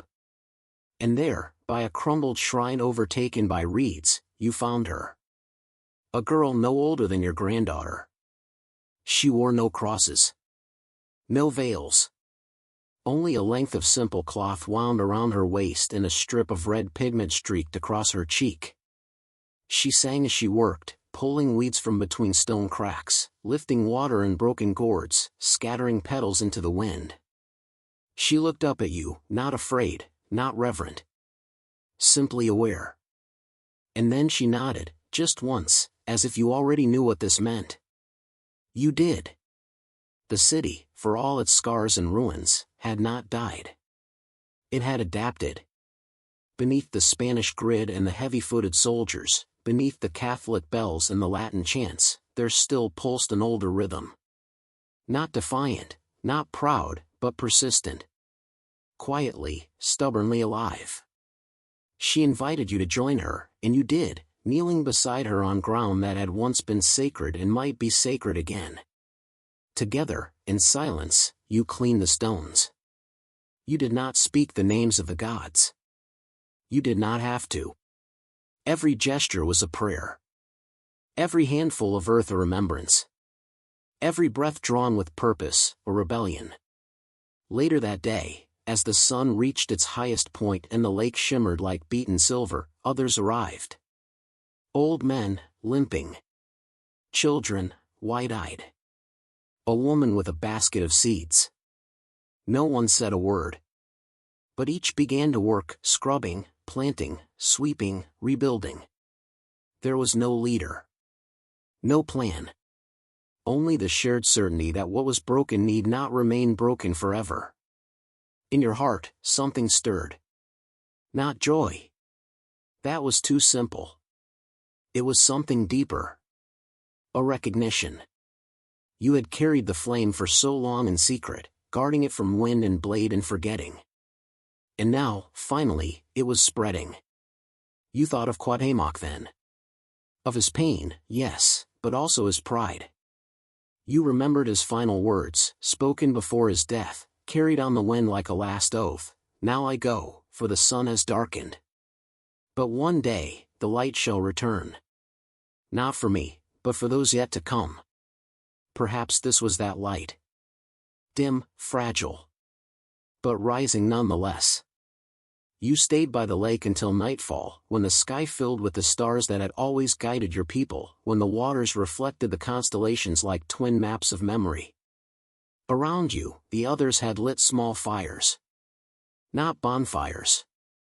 Not sacrificial flames. Just warmth. Just light. Hands reached out, passed food, shared stories. Songs rose. Old songs, sung softly but without shame. You caught your granddaughter watching you from across the circle. Her eyes, wide and wet with wonder, met yours. She smiled. Not the smile of a child playing make-believe. The smile of someone who understands that they belong to something older, something unbroken. You returned home late that night, the smell of smoke in your hair and the memory of song in your ears.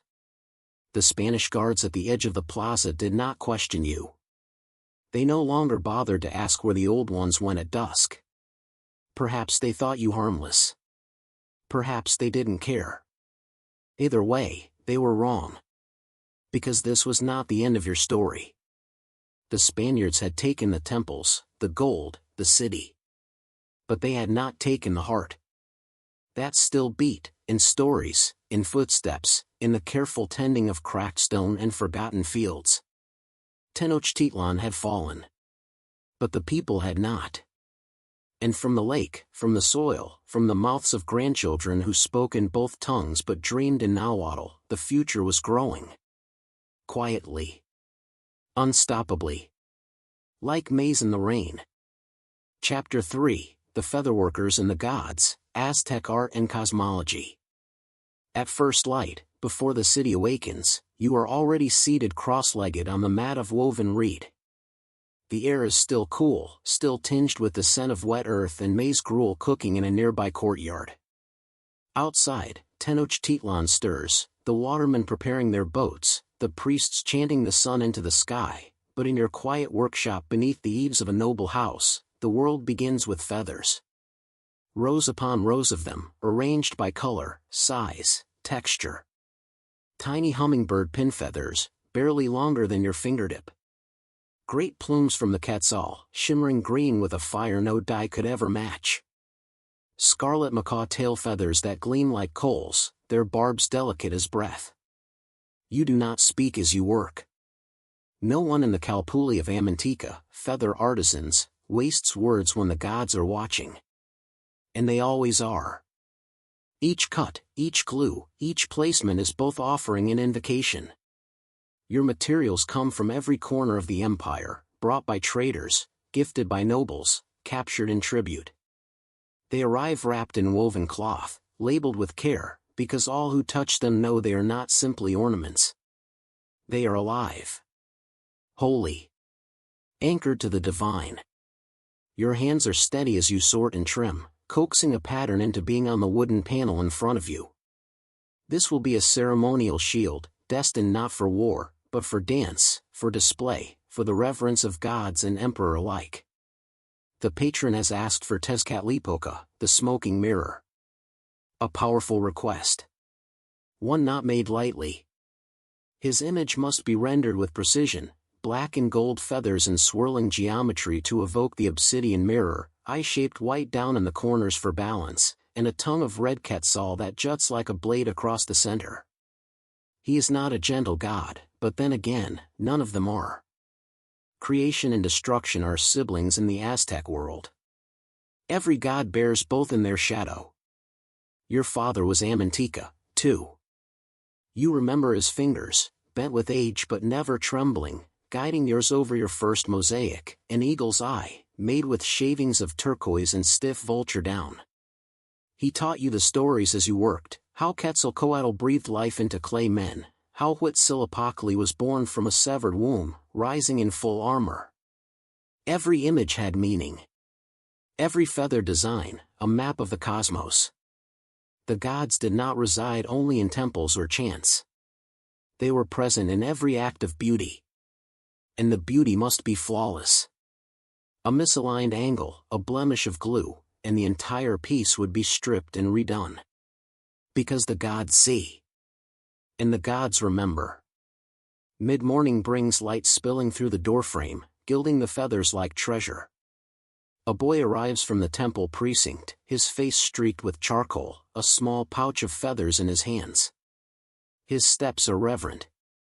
This delivery is for a headdress, he whispers. For the Huitzilopochtli himself. You nod, and bow slightly, receiving the pouch with both hands. It is not just another commission. It is a gift to the divine made manifest. You will not eat until the base is laid. Fasting sharpens the senses. Keeps your thoughts on the task. Your wife brings tamales and cacao, but you wave them away. Later. Not now. You dampen the glue mixture with a strip of maguey, breathing deeply through your nose to center your thoughts. As you apply the first pin feathers, soft, nearly translucent, you hum under your breath. Not a song, exactly, but a cadence. An echo of older songs sung in the dark places beneath the temples, where acolytes once fed the fire of the fifth sun. You never served in the priesthood, but your work is a ritual nonetheless. Each design recalls the celestial order, the four cardinal directions, the movement of the sun, the arc of Venus across the morning sky. It is not fashion. It is not decor. It is cosmology, stitched in silence. Outside, the city grows louder, drums beating in the distance, calls from the marketplace. You remain still. Anchored. Because this, here, in your hands, is the real ceremony. Not the bloodletting, not the gold. But the act of shaping meaning from color, of transforming fragile things into symbols that endure. And as long as the gods endure, your work is never just work. It is memory. It is reverence. It is prayer. In the calm glow of late morning, the workshop is no longer quiet. It hums with the soft rustle of feathers being sorted, the occasional crack of split cane, the barely audible prayers murmured behind clenched teeth. This is the hour when mistakes begin to surface, when hunger gnaws, when fatigue nudges the hand off center, and when even a master artisan must wrestle for precision. You stretch your fingers, stain faintly with maguey glue and pigment dust, and lean forward to inspect the layered rosette of parrot feathers blooming across your panel. A single misalignment, invisible to a casual eye, would dishonor both patron and gods. Outside, the city continues its daily rhythm, priests ascending temple steps, scribes scratching out tribute records, market women hawking tamales and chilies along the causeways, but within your shaded corner of this noble estate, the world has shrunk to one sacred composition. The headdress you are building is not merely a symbol of rank. It is a celestial map. The spine of it will hold the essence of the cosmos, a radiant plume of quetzal feathers forming the tail of a comet, arcing across a base of jaguar skin mosaic. Around it, smaller designs, symbols of fire serpents, maze spirits, obsidian mirrors, must be layered so the patterns emerge only when seen in dance, when the feathers tremble in the breath of the gods. Your apprentice, a boy barely 10, sits beside you with his tongue caught between his teeth, trimming a sliver of stiff egret plume to match your direction. His name is Tecuani, Jaguar Boy. You named him yourself when he joined your household, not yet weaned from his mother's arms. His hands have grown fast. You do not speak much to him as you work, but he watches everything. He has already learned the difference between a royal crest and a warrior's battle badge, between a fertility god's sweeping spiral and a death god's jagged edge. In another year, you will take him to the feather market near the great temple and let him make his first commission. Not yet. For now, he watches and waits. As you once did. Behind you, your elder sister hums quietly, winding fine agave fiber into thread for stitching. She no longer works feathers, her eyes are too soft for the detail, but she knows the stories. The lineages. The meaning hidden in hues. You rely on her when nobles come requesting crests to display their ancestry, or when priests request banners for the new cycle's rites. She remembers the old records that burned in the temple fire, the Totonalamapal, the books of days and fates, and now they live inside her. Today, you ask her to recall the robe of Akatl, the wind god, commissioned by the high priest the year the lake froze early. She closes her eyes and recites, layered turkey feathers, white and gray, fan-like ripples. Downy underlay to mimic mist. For beads sewn at the hem to mark the cardinal winds. You nod. That robe was your father's final masterpiece. You helped with the hem. You remember how the beads clicked like raindrops when the dancer moved. Tecuani sneezes, feather dust. You hand him a damp cloth without breaking focus. The frame before you is coming alive. The feathers respond to light in shifting ways, jade turning to turquoise, crimson deepening to garnet. As the glue dries, you step back and study the form, not as a craftsman, but as a priest might. Does the balance sing? Does the flow of color honor the rhythm of stars? The artisan's role is half science, half devotion. You must understand plumage the way a healer understands veins. You must know which bird gives feathers in which season, how to trade for them, how to store them without rot or mold. You must prepare your materials with offerings, burn copal when working eagle quills, bathe in river water before laying down quetzal. This is not superstition. This is law.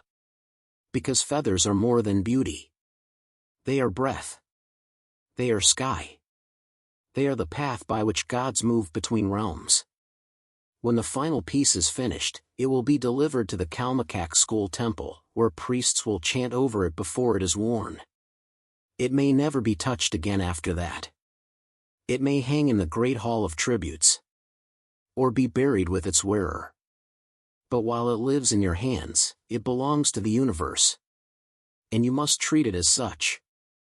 The courtyard workshop is quieter today.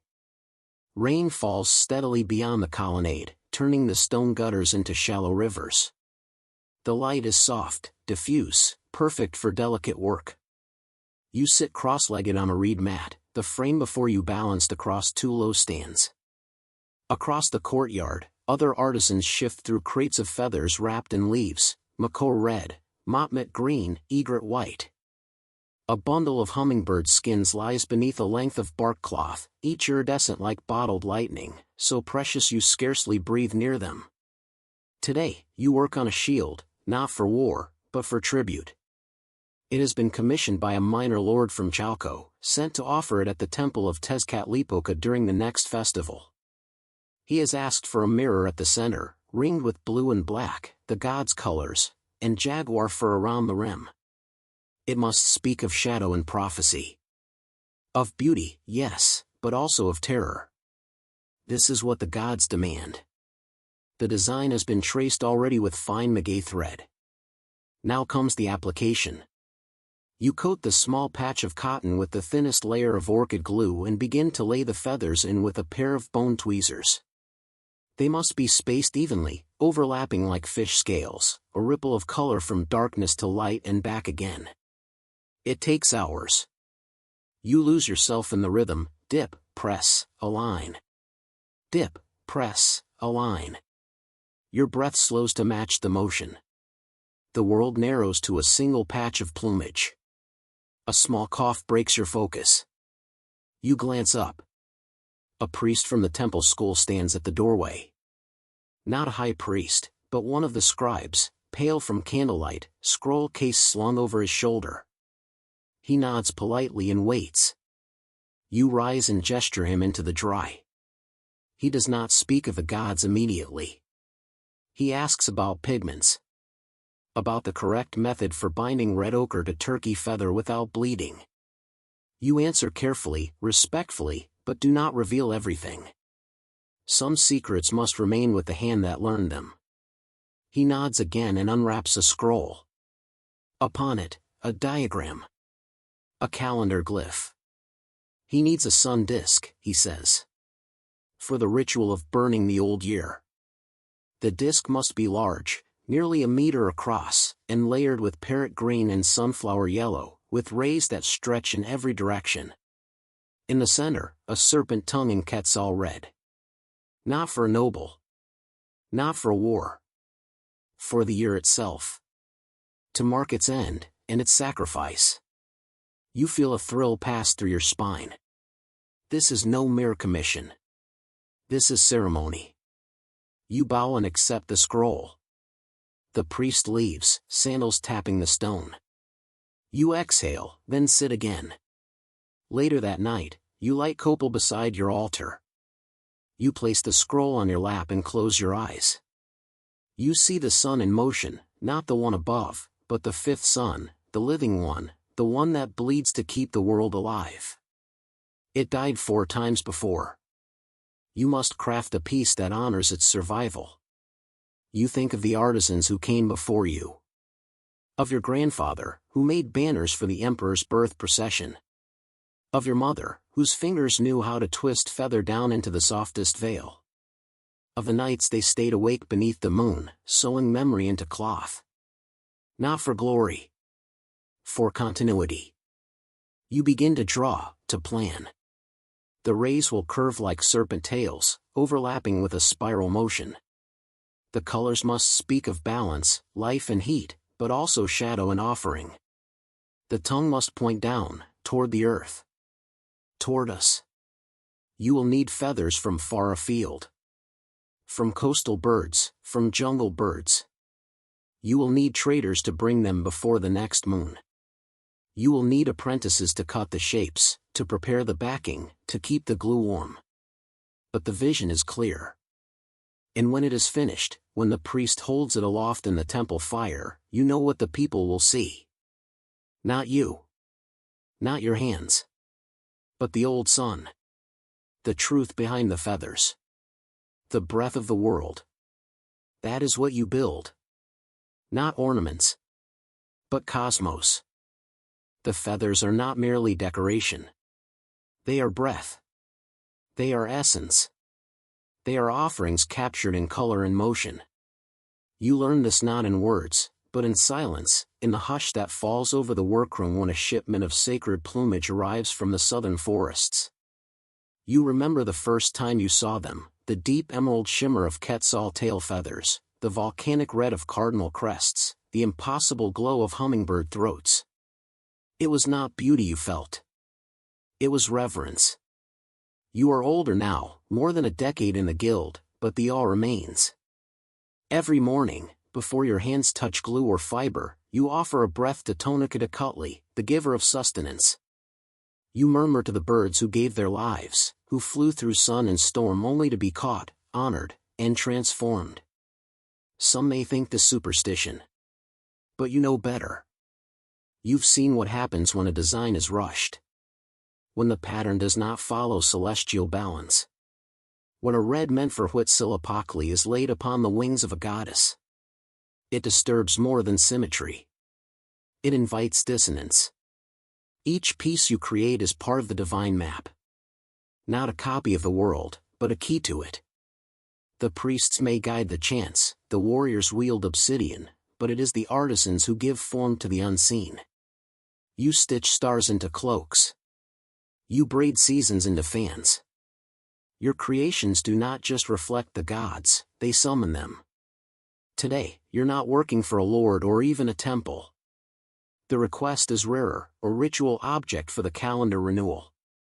A Zayapawali wheel, woven with feathers and fibers, to be burned at the solstice ceremony. It will be seen only once, then consumed. Months of labor. Gone in flame. But this, too, is sacred. Beauty is not measured by how long it lasts. Your apprentices prepare the materials, soaking glue, slicing reed frames, brushing feathers with cactus pulp to revive their sheen. You inspect their work silently, adjusting a curve here, replacing a blotchy parrot feather there. One boy, too eager, rushes the placement. You stop him with a glance. Not everything brilliant belongs, you say. He bows his head, understanding. The lesson is not lost. In the evening, a visitor arrives, an old man with clouded eyes and the bearing of one who once stood close to kings. He carries a bundle wrapped in agave cloth. Inside, a piece from your own teacher. Long thought lost. A circular panel, small, faded, but unmistakable. The symmetry perfect. The border etched in stitched gold. The face of Coilzaqui at its heart, her eyes open wide in fury and grace. You take it in your hands like an heirloom, like a whisper across time. The man explains, it was hidden during the conquest, buried beneath a granary. It survived both fire and forgetting. You don't speak for a while. You only hold it, feeling the threadbare weight of devotion. You thank the man with food, and later, you sit alone, studying every line. Every twist of color. Every fragment that tells a story others tried to erase. Tomorrow, you will begin your new piece anew. Not from memory, but from lineage. You will echo the old patterns in your own hand, not copying, but conversing. And when the fire consumes it, you will not grieve. Because you know what others do not. That the gods do not die. They molt. They return. Feather by feather. Forming the sky again in every careful stitch. You do not work with feathers alone. You work with memory, with myth, with the quiet thread that binds the heavens to the earth. In the soft glow of early morning, you prepare your tools not as an artisan, but as a caretaker of sacred vision. Every item is touched in a certain order. The obsidian-bladed knife to trim shafts, the bone needle for threading, the pot of maguey glue, the stiff bristled brush carved from deer whiskers. These are not just instruments. They are extensions of a lineage that stretches back generations. Your grandfather taught you the weight of a quetzal plume by placing one on your palm and telling you to hold your breath. Not because it was fragile, though it was, but because it was holy. The breath you held in that moment was not yours. It belonged to the bird, to the tree it nested in, to the God it served. And only when you released that breath, softly, with respect, did you truly begin your journey as Amantika, a featherworker. Today's commission is an offering panel to be placed near the altar of Chikamkotl, the goddess of sustenance and maize. A simple piece by temple standards, but one that carries weight. The priest who brought the commission explained that the rains had been thin, the harvest poor, spirits low. This panel, he said, must sing to the gods, not with sound, but with sight. It must remind them of their covenant with the people. And so, you begin with maize itself. Not the grain, but the color. You choose yellows first, sunstruck and rich. Not too pale, not too gold. Then you find the reds, deep, like the blood in the fields after sacrifice, but warm, like firelight on the face of a loved one. You arrange the feathers in radiating rows, each one checked for flaws, for truth. A single broken barb can fracture the energy of a whole piece. You must be patient. You must be deliberate. The gods are watching. The apprentices pass quietly behind you, whispering only when necessary. They prepare the glue and twist fine threads from cactus fiber. One of them, a girl from the Lake Islands, hums softly as she trims blue feathers from a kingfisher. You do not stop her. That melody once belonged to your own teacher, and now it belongs to her.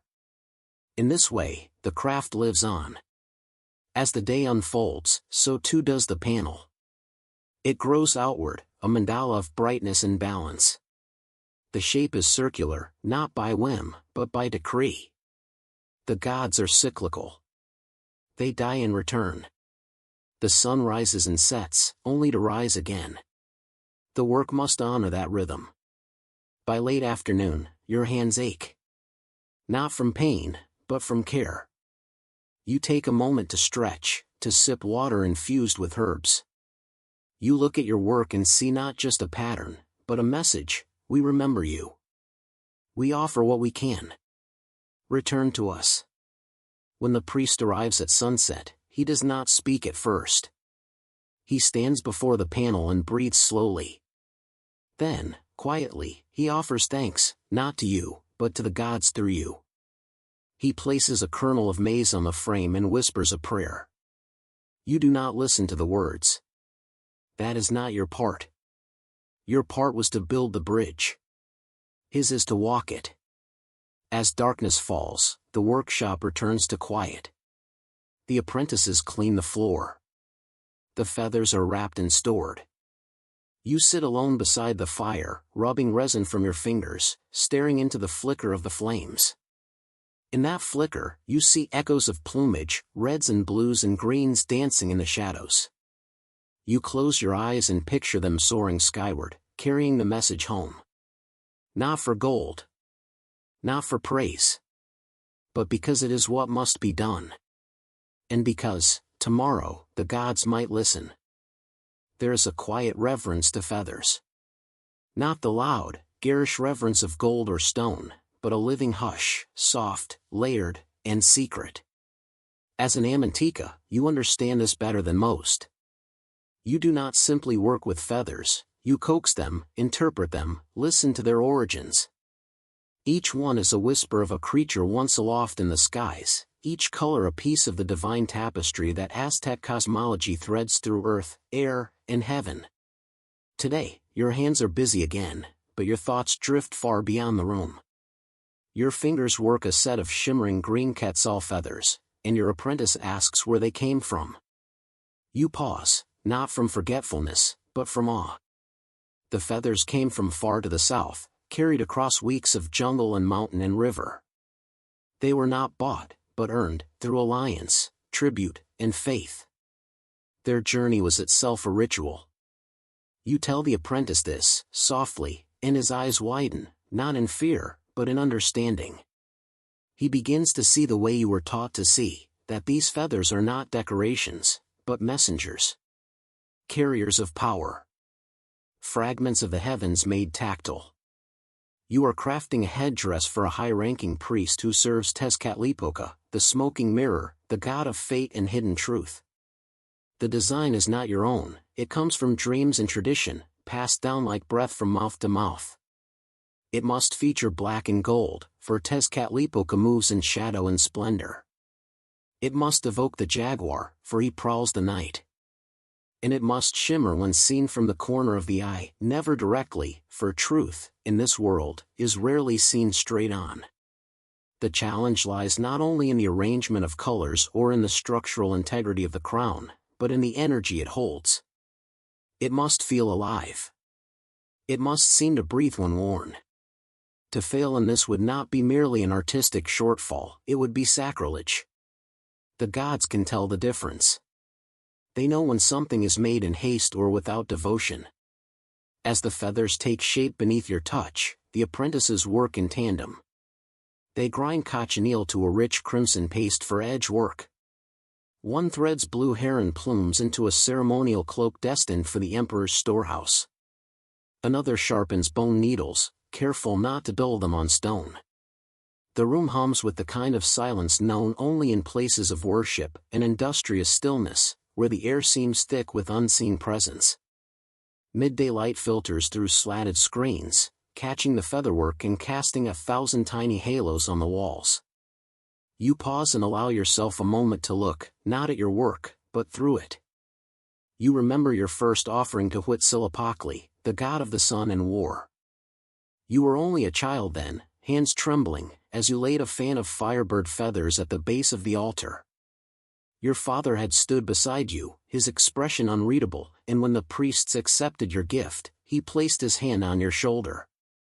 That hand, so heavy, so firm, told you what words never could: you belong to something larger than yourself. The memory brings you back to the present. You inhale the sharp, clean scent of maguey resin. You adjust a pinion feather that sits slightly off-kilter. There is no such thing as almost right when it comes to sacred art.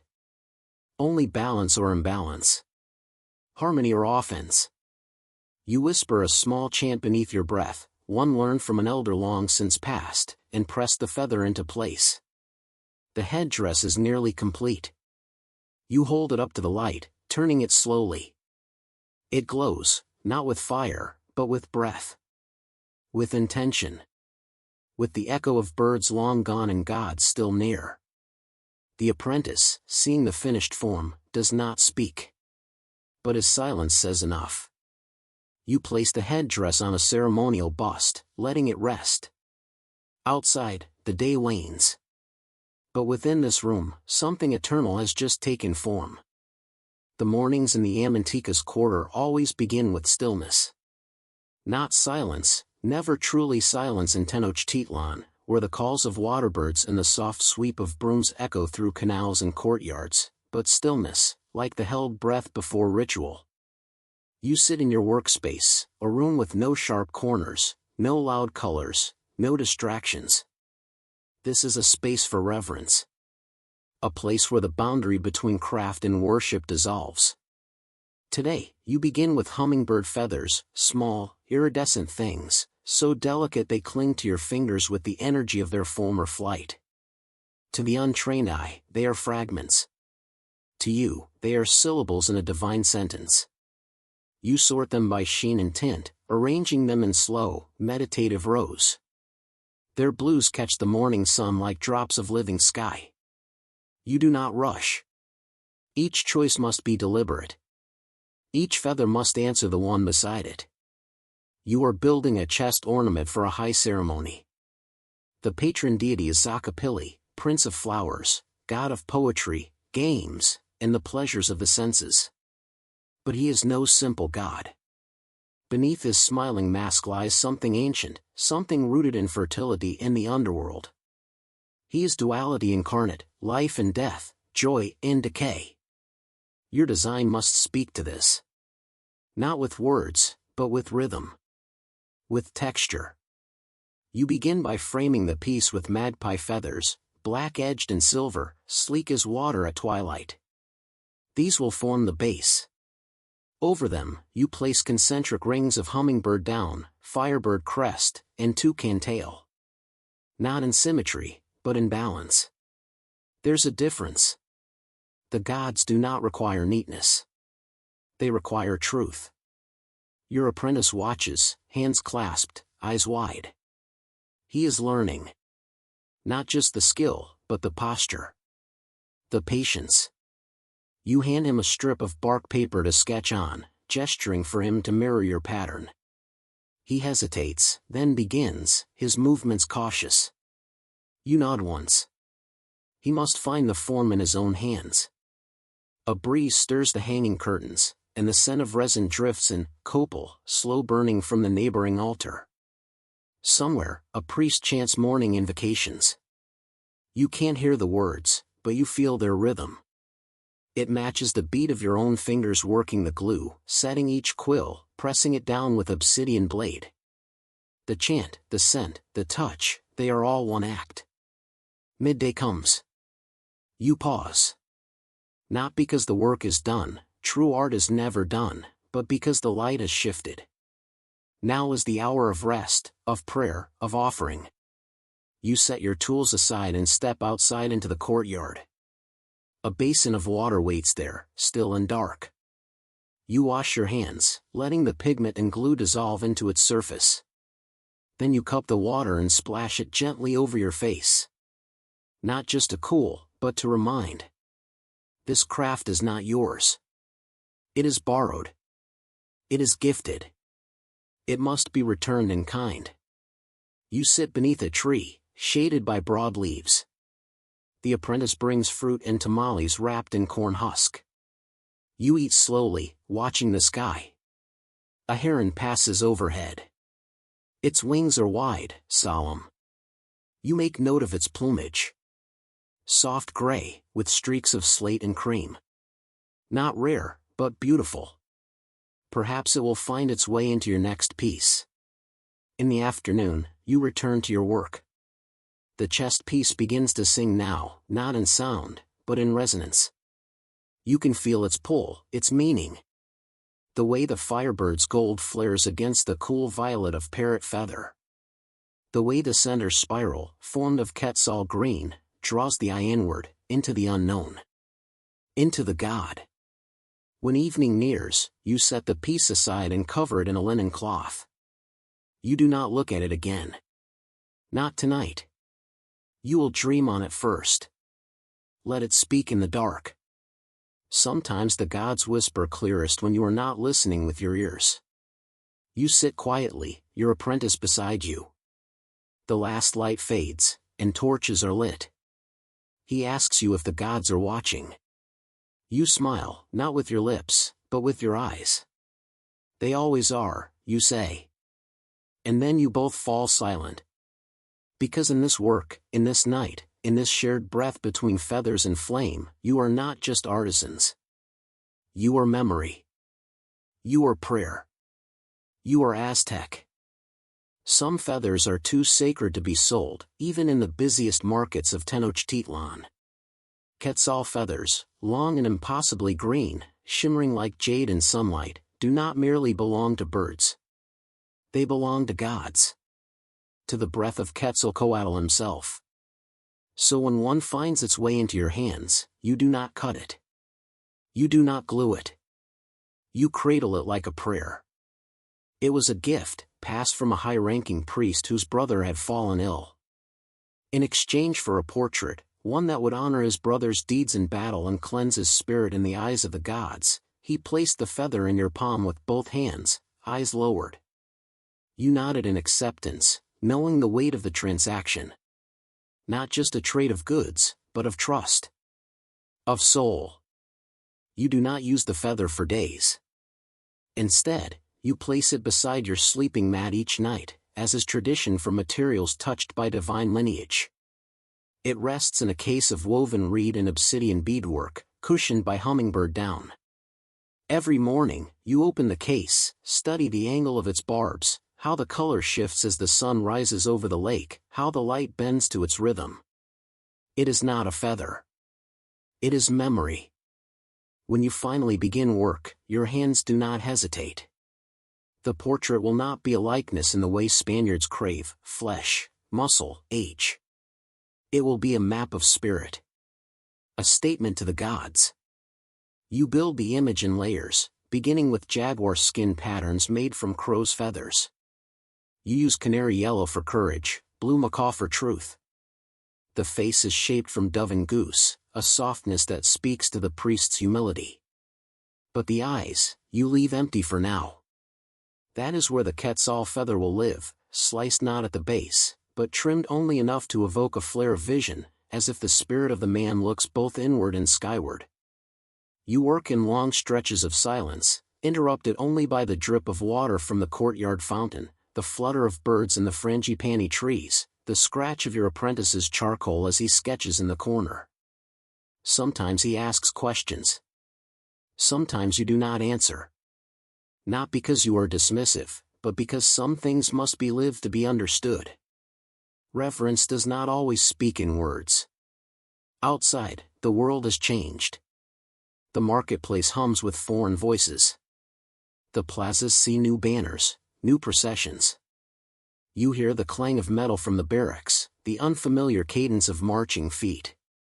But here, in your workshop, the old rhythm endures. The gods still breathe through feathers and fire. The stories still live in the curve of a crest, in the shimmer of a wingtip. On the final day of work, you rise before dawn and fast. You cleanse your hands with water drawn from the lake's edge, strain it through white cloth, then mix it with crushed marigold petals and let the warmth of the rising sun touch your skin. The moment you place the Quetzal feather, right at the center of the warrior's brow, you exhale slowly, as though returning something that was never yours to keep. It rests perfectly, its angle catching the first golden rays like a jewel in motion. You call your apprentice over. He watches, eyes wide, breath held. You do not need to speak. He knows what this is.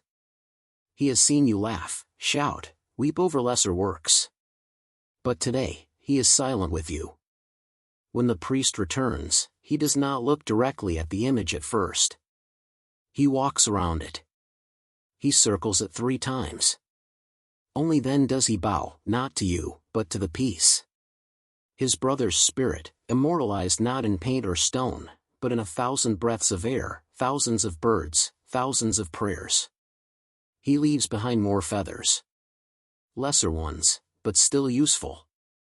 In a carved bone figurine of Calcayutlacu, the goddess of lakes and running water. For protection, he says. That night, you sleep with the figurine by your side and the scent of feathers still in your hands. Because this is not just a trade. It is devotion. It is remembrance. It is how you keep the gods alive, one quill, one pattern, one breath at a time. There was a time when the sacred birds flew freely through the skies above the Valley of Mexico, their feathers catching the sunlight in brilliant bursts of color. But now, the skies felt emptier. The forests from which the prized quetzal, toucans, and trogons were once drawn had been pushed back, burned or cleared for new roads and foreign crops. The birds, like the gods, had begun to retreat, into memory, into legend, into silence. And yet, within your workshop, their spirits lingered. You could still hear them in the rustle of feathers kept in cedar-lined chests. You could still see them in the shimmer of plumes waiting to be transformed into something divine. Your work had become more than craft now. It was resistance. Each headdress you constructed, each shield panel you repaired, each ceremonial fan or cloak you restored became an act of quiet rebellion. You refused to let the sacred colors fade. You still followed the old pattern grids, even if the patrons who paid you now wore beards and spoke Castilian. They wanted beauty, and they had no understanding of the symbols they wore. That ignorance became your shield. Behind it, you preserved what they tried to erase. One afternoon, a Spanish nobleman came to your door. He had heard of your skill and wished to commission a cape, a gift, he said, for a visiting bishop. He brought payment in silver coins and held out a design crudely drawn, lacking symmetry, lacking reverence. You accepted the coins without expression, bowed low, and nodded. But you would not make what he asked. You would make what was needed. In the final cape, the bishop would see nothing more than a dazzling work of exotic color. But you would know that the patterns told an old story. That the curve of the crimson parrot feathers echoed the legend of the fifth sun, that the center diamond of golden down marked the heart of Huitzilopochtli, that the blue edging mirrored the sacred waters of Calcayotlicu. The story was woven in full, but only those with the old eyes could read it. As you worked, you taught your apprentice how to shape the plumes, how to recognize which birds gave which hues, how to trim without cutting life from the feather. You taught him how to hold a quetzal tail like it was a child's breath. How to pray before stitching. Not the prayers of the Spaniards, but the chants your mother taught you, the ones that began with breath and ended with silence. Some days, the old ways seemed fragile, like threads unraveling in a storm. But other days like this, when the light hit your finished work just right, you felt the pulse of the world as it was. Not gone. Not destroyed. Just hidden. Waiting beneath the noise of conquest. The bishop wore your cape during a great festival.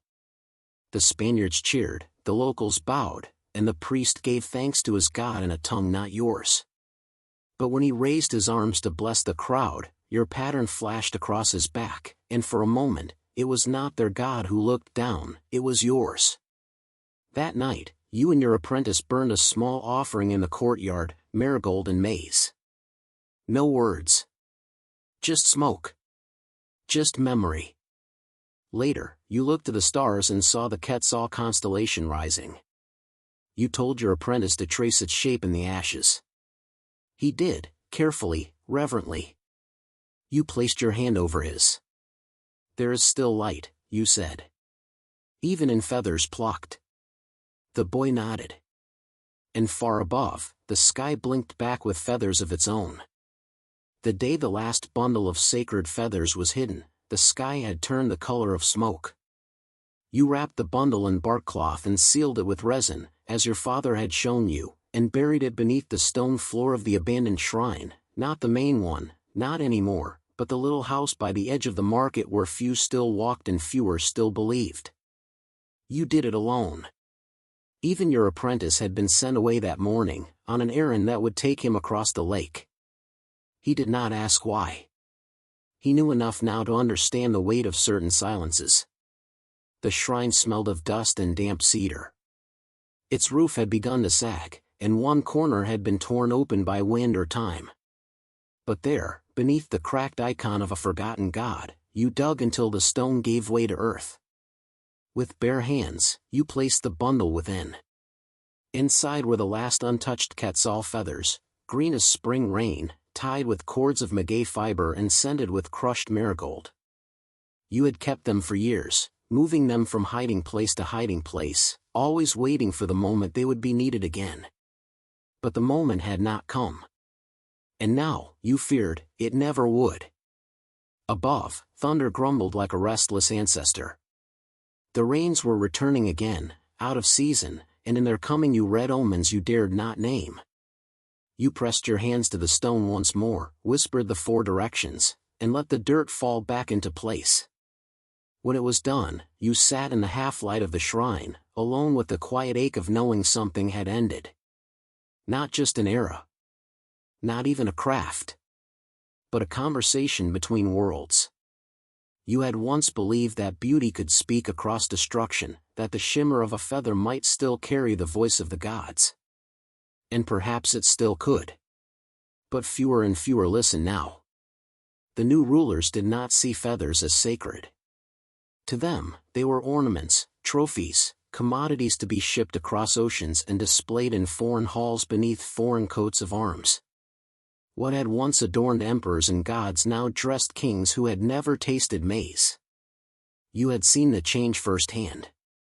When the bishop's retinue returned a cloak you'd once made, worn, creased, stained with wax from some grand cathedral ceremony, it had taken all your strength not to weep. Not because it had been damaged, but because it had been forgotten. They returned it not as an object of reverence, but as a garment too old for fashion. They did not see the sky you had stitched into its shoulders, the river of stars along its hem. They did not see the gods. But you still did. You always would. And so, even as the rains pelted the roof and the shadows lengthened, you took up your tools again. Not for a client. Not for gold. But for memory. You shaped feathers into patterns no one would recognize now. You chanted the names of birds nearly gone from the forests. You wrote prayers with fiber and light. Not to preserve the past, but to remind the future. Because you understood now what your grandfather had meant when he told you, we are not the feathers. We are the thread. Feathers fall. They are taken by wind, by time, by hands that do not know their meaning. But thread, that binds. That holds. That remains. Your apprentice returned before nightfall. He stood in the doorway, soaked to the bone, holding a piece of jade he had found washed up by the lake. You looked at him, this boy who now knew how to breathe over a quetzal tail without stirring it, who had learned which hues could only be set in silence, and you smiled. He would not make cloaks for emperors. But he would remember how they were made. And someday, when the time was right, when the sky changed again, when the birds returned, he would teach another. As your grandfather taught you.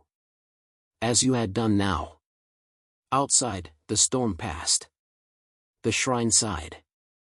And somewhere, high above the clouds, the gods leaned in once more to listen, not to the roar of worship, but to the quiet language of color, of patience, of art. You folded your tools, closed the box, and set it on the altar. There it would stay. Until it was needed again. Segment 4, A Day in the Life of an Aztec Priest. The Dawn Offering. Before the first light touches the temple stones, you are awake. Your bed is nothing more than a mat of woven reeds, but sleep never clings long to one in your station. You rise before the eastern sky begins to pale, before the birds call, before the city stirs. The stars are still visible, scattered remnants of the night, slowly dimming as Tonatiuh prepares his ascent. You kneel and press your forehead to the earth, whispering thanks to the four directions. This, the first ritual of the day, is one you have done since boyhood. But now, as a priest of the fifth sun, it carries the weight of all creation. In the corner of your chamber, the sacred calendar stones gleam with faint firelight.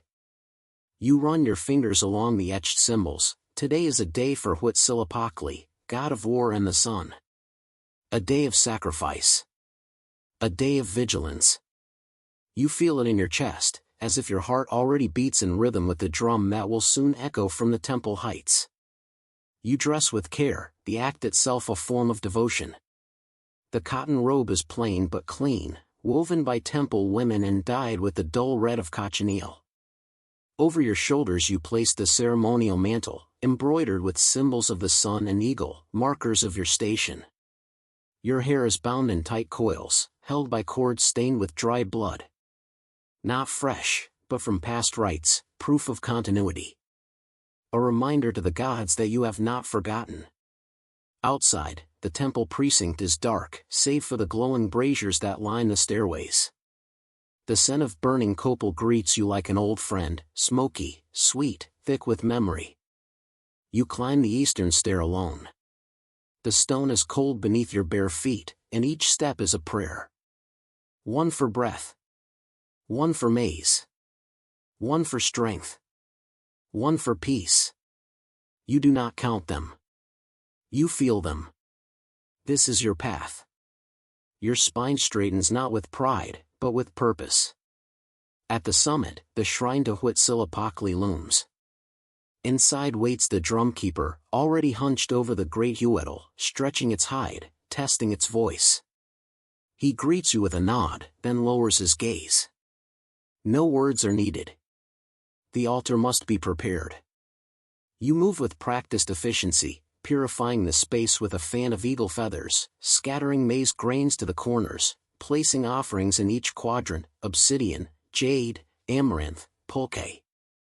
Each item corresponds to a point of the cosmos. Each one speaks in the language of creation. The sky begins to shift now, darkness bleeding into cobalt, then violet, then pale blue.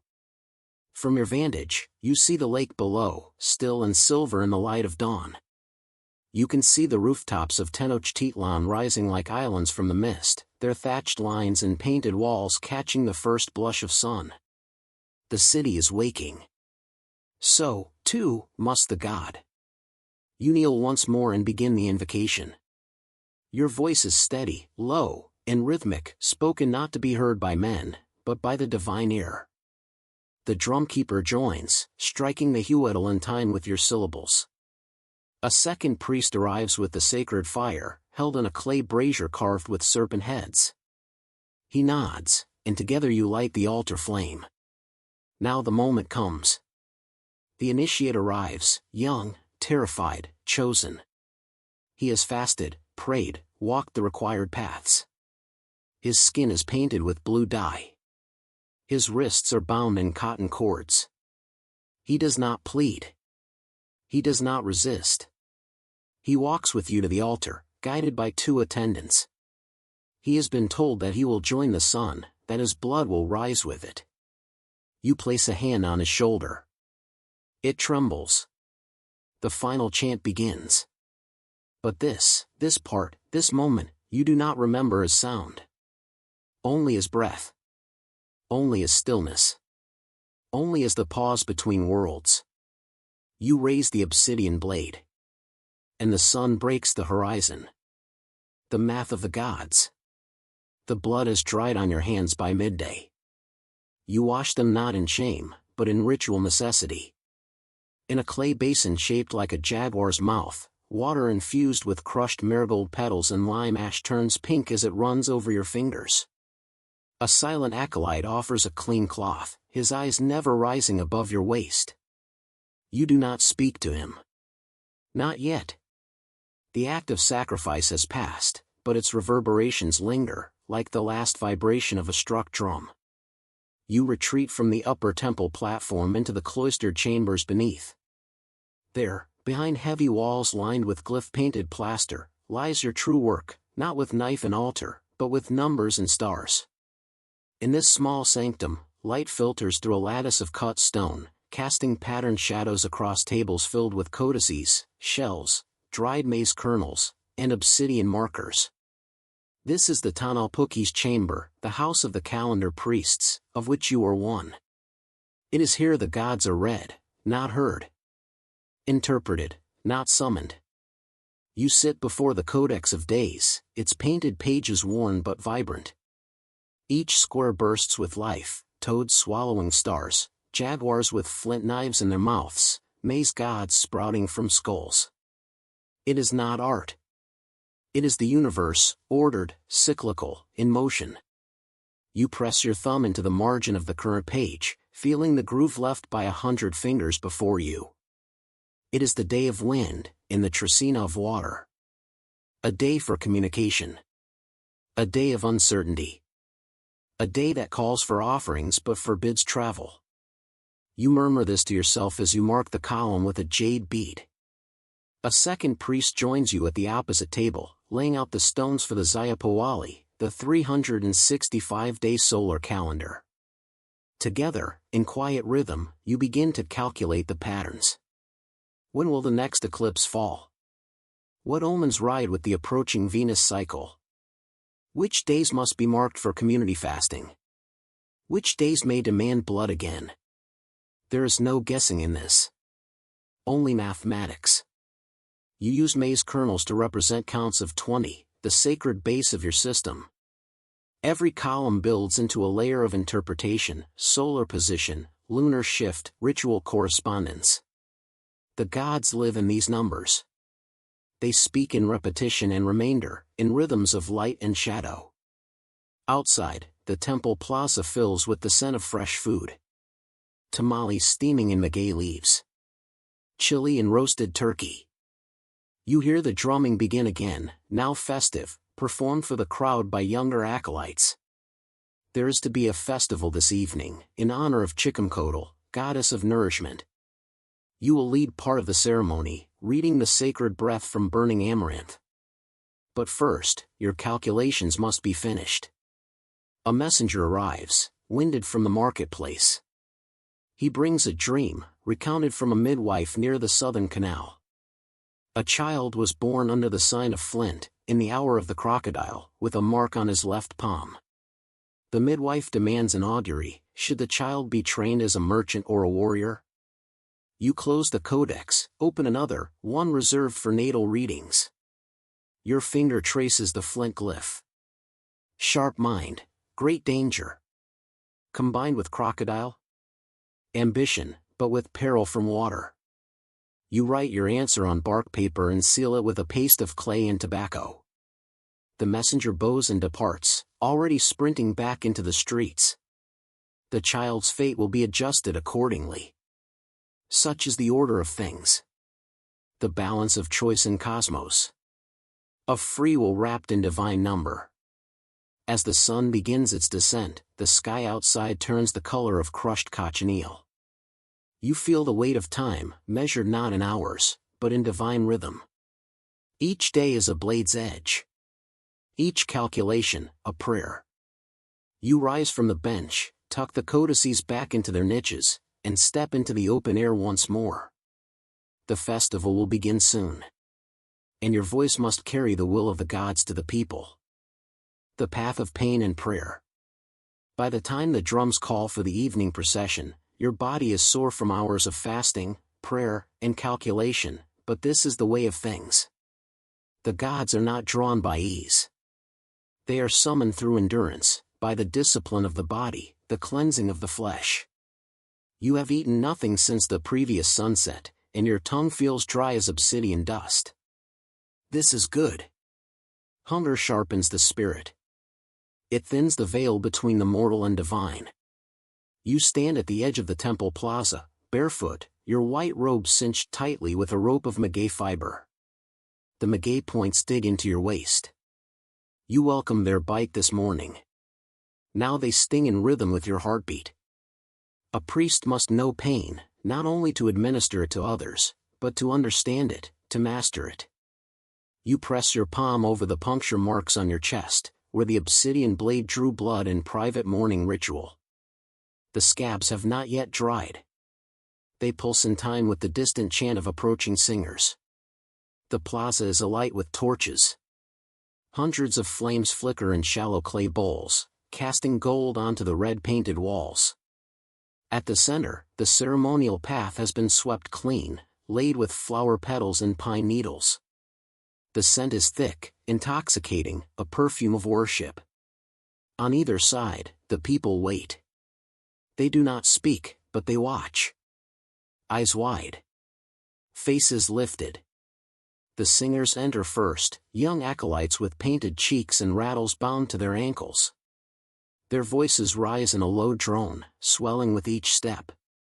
Behind them come the dancers, their feet precise, their arms moving like reeds in water. They wear the skins of deer, the feathers of eagles, the shells of river turtles. And behind them, the fire-bearers, for boys no older than 10, holding torches lit from the eternal flame kept within the inner sanctum. Each one walks with deliberate reverence, knowing the fire is not just light, but presence. A spark of Xiaotlicutli himself. You are the last to enter. Your appearance is a signal. The crowd leans forward. You are the mask of Tezcatlipoca tonight, crafted from polished obsidian, rimmed with turquoise and jade. It covers your eyes and nose, leaving only your mouth visible. It is not comfortable. It is not meant to be. You are not yourself when you wear it. You are voice and vessel. Shadow and mirror. The priest is not a man in these moments. He is a conduit. The procession moves in spirals, coiling inward toward the central altar. You chant under your breath, ancient syllables passed from priest to priest for generations. Words that do not translate. Words that shape the breath of the world. The final act begins. The fire-bearers set their torches into the four corners of the altar. The dancers retreat. You kneel. Before you is a bowl of liquid rubber mixed with red ochre, thick and gleaming. You dip your fingers into it and smear a line across your chest, then a second across your forehead. These are not decorations. They are maps, marks to guide the gods to you. Then, from the shadows, the offering steps forward. Tonight, it is a youth, a volunteer, chosen by Omen, praised for days, fed with care. He kneels before you without fear, his arms outstretched, his eyes steady. His skin glows in the torchlight. He does not tremble. You offer him the sacred drink, cacao spiced with chili, bitter and warm. He drinks. You touch his shoulder and begin the chant. Around you, the crowd begins to sway, voices rising, drum beats quickening. The gods draw near. The sacrifice itself is swift. Clean. Perfect. The obsidian blade meets the chest, and the heart is offered to the fire. Not thrown, but placed, cupped in both hands, lifted in a single motion. The crowd cries out as one voice. It is not horror. It is awe. Grief and gratitude, mingled. The ritual ends with silence. You place the heart in the sacred bowl. The fire dances higher. And in the blaze, for a breath, you feel the gods watching. You do not smile. You simply bow your head, and rise to lead the next prayer. The library of the Kalmakak is dim, its air thick with copal and the dry scent of parched bark. The walls, darkened by smoke and time, are lined with codices bound in deerskin and bark paper, their symbols glittering faintly in ochre and indigo. In the early hours before first light, the priest enters barefoot, his robe a quiet rustle against the stone floor.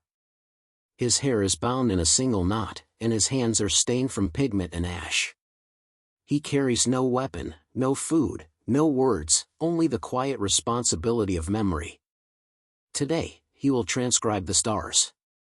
The codices speak in symbols older than empire, carried through generations by memory and ink. They are not simply books, but maps, of heavens, of rituals, of the sacred unfolding of time. The priest unrolls one such document across the obsidian-stained table. On it, lines curve like serpents, intersecting with glyphs that mark days, omens, eclipses, and divine births. His stylus is a bird bone dipped in powdered charcoal and maize glue. With slow reverence, he inscribes a correction in the margins. A recent eclipse occurred earlier than expected, and it must be recorded with precision. Outside, the city stirs. Vendors haul baskets of fruit toward the market. Slaves open temple gates. Children splash water from cisterns, scrubbing their bodies clean before school. But the priest hears none of it. His mind is tuned to the rhythm of Tanapwali, the sacred calendar. Each day has a name, a number, and a soul. Today is Sukhodal, one serpent, a day of introspection, favored by sages and feared by merchants. On such a day, he must not speak lies. He must not walk in haste. The gods are listening more closely now. He fasts. He has not eaten in 2 days, though water infused with crushed flowers is permitted. His stomach coils, but this is expected. Hunger sharpens vision. Pain disciplines the soul. He dons his ceremonial cloak and steps onto the temple's upper platform just as the sun breaks the eastern hills. A red streak cuts across the morning sky, a sign that Tlakaksipulistli, flaying month, is near. He begins the chant. It is low, vibrating in the chest, the syllables thick with meaning. He invokes Saiptotek, the god of renewal through suffering, whose priests wore the flayed skins of the sacrificed as a reminder that pain brings transformation. This will be the central rite of the season, and the preparation begins now, not just in ritual but in spirit. As he chants, other priests join. Some beat drums with stretched jaguar hide. Others blow conch shells, their sound cutting through the dawn like the voice of an old god rising from sleep. His duties continue at the temple school. Children from noble families sit cross-legged on woven mats, eyes wide, their hands pressed in obedience. He teaches them the meanings of dreams, the names of stars, the equations of eclipse cycles. He does not raise his voice. He does not need to. The authority of the gods rests behind every word. When a child hesitates over the pronunciation of a glyph, he kneels and corrects it with gentle hands. These children will one day read omens in the bones of animals, in the cast of shadows, in the cries of newborns. They must be prepared. Later, he oversees the temple gardens, plots of marigold and maize, symbolic arrangements of cacti and obsidian shards, each placement echoing cosmological truths. Even the plants are prayers. He picks a single flower, crushes it between his fingers, and uses the juice to mark a stone, an offering to Tlaloc for rain. Before the sun sets, he walks to the sacred spring beyond the temple's walls. Alone, he kneels and washes his face. This is not ablution, but remembrance. It was here, long ago, that his teacher told him a truth he never forgot: we are not masters of the gods. We are echoes. Shadows of their will. Let us be clear shadows. He remains still as the night descends. His bones ache. His eyes burn. But when he looks to the stars, rising in their appointed places, each one steady and true, he finds strength. Tomorrow, he will climb the temple again. Tomorrow, he will chant. Tomorrow, he will fast. Not because he seeks glory, but because without these acts, the world might drift. And so he endures. Because someone must keep the rhythm. Someone must mark the sky. The priest rises before the sun, long before the first roosters cry or the sound of merchants sweeping dust from their stalls. His feet, cracked and hardened like old roots, touch the chilled volcanic stone with reverence. A fast has kept his belly hollow for 2 days, a hollow meant to make more room for the divine. In this hour, this quiet hour between the last stars and the first flame, the air still holds the hush of creation. The sky above is dense with the last dreams of the city, and he walks through them as one walks through a field of smoke. His destination is not the temple itself, not yet. He climbs the smaller altar that faces east, the one reserved for celestial observation. The stone platform, worn by generations, sits in solitude above the marketplace and rooftops of what remains of the sacred quarter. In his hand is a bundle of reeds and dusted star charts, bound in string and prayer. He unfolds them slowly, placing stones to hold the corners as the wind tugs at their edges like a petulant child. And there he waits, not for a vision, not for a god, but for alignment.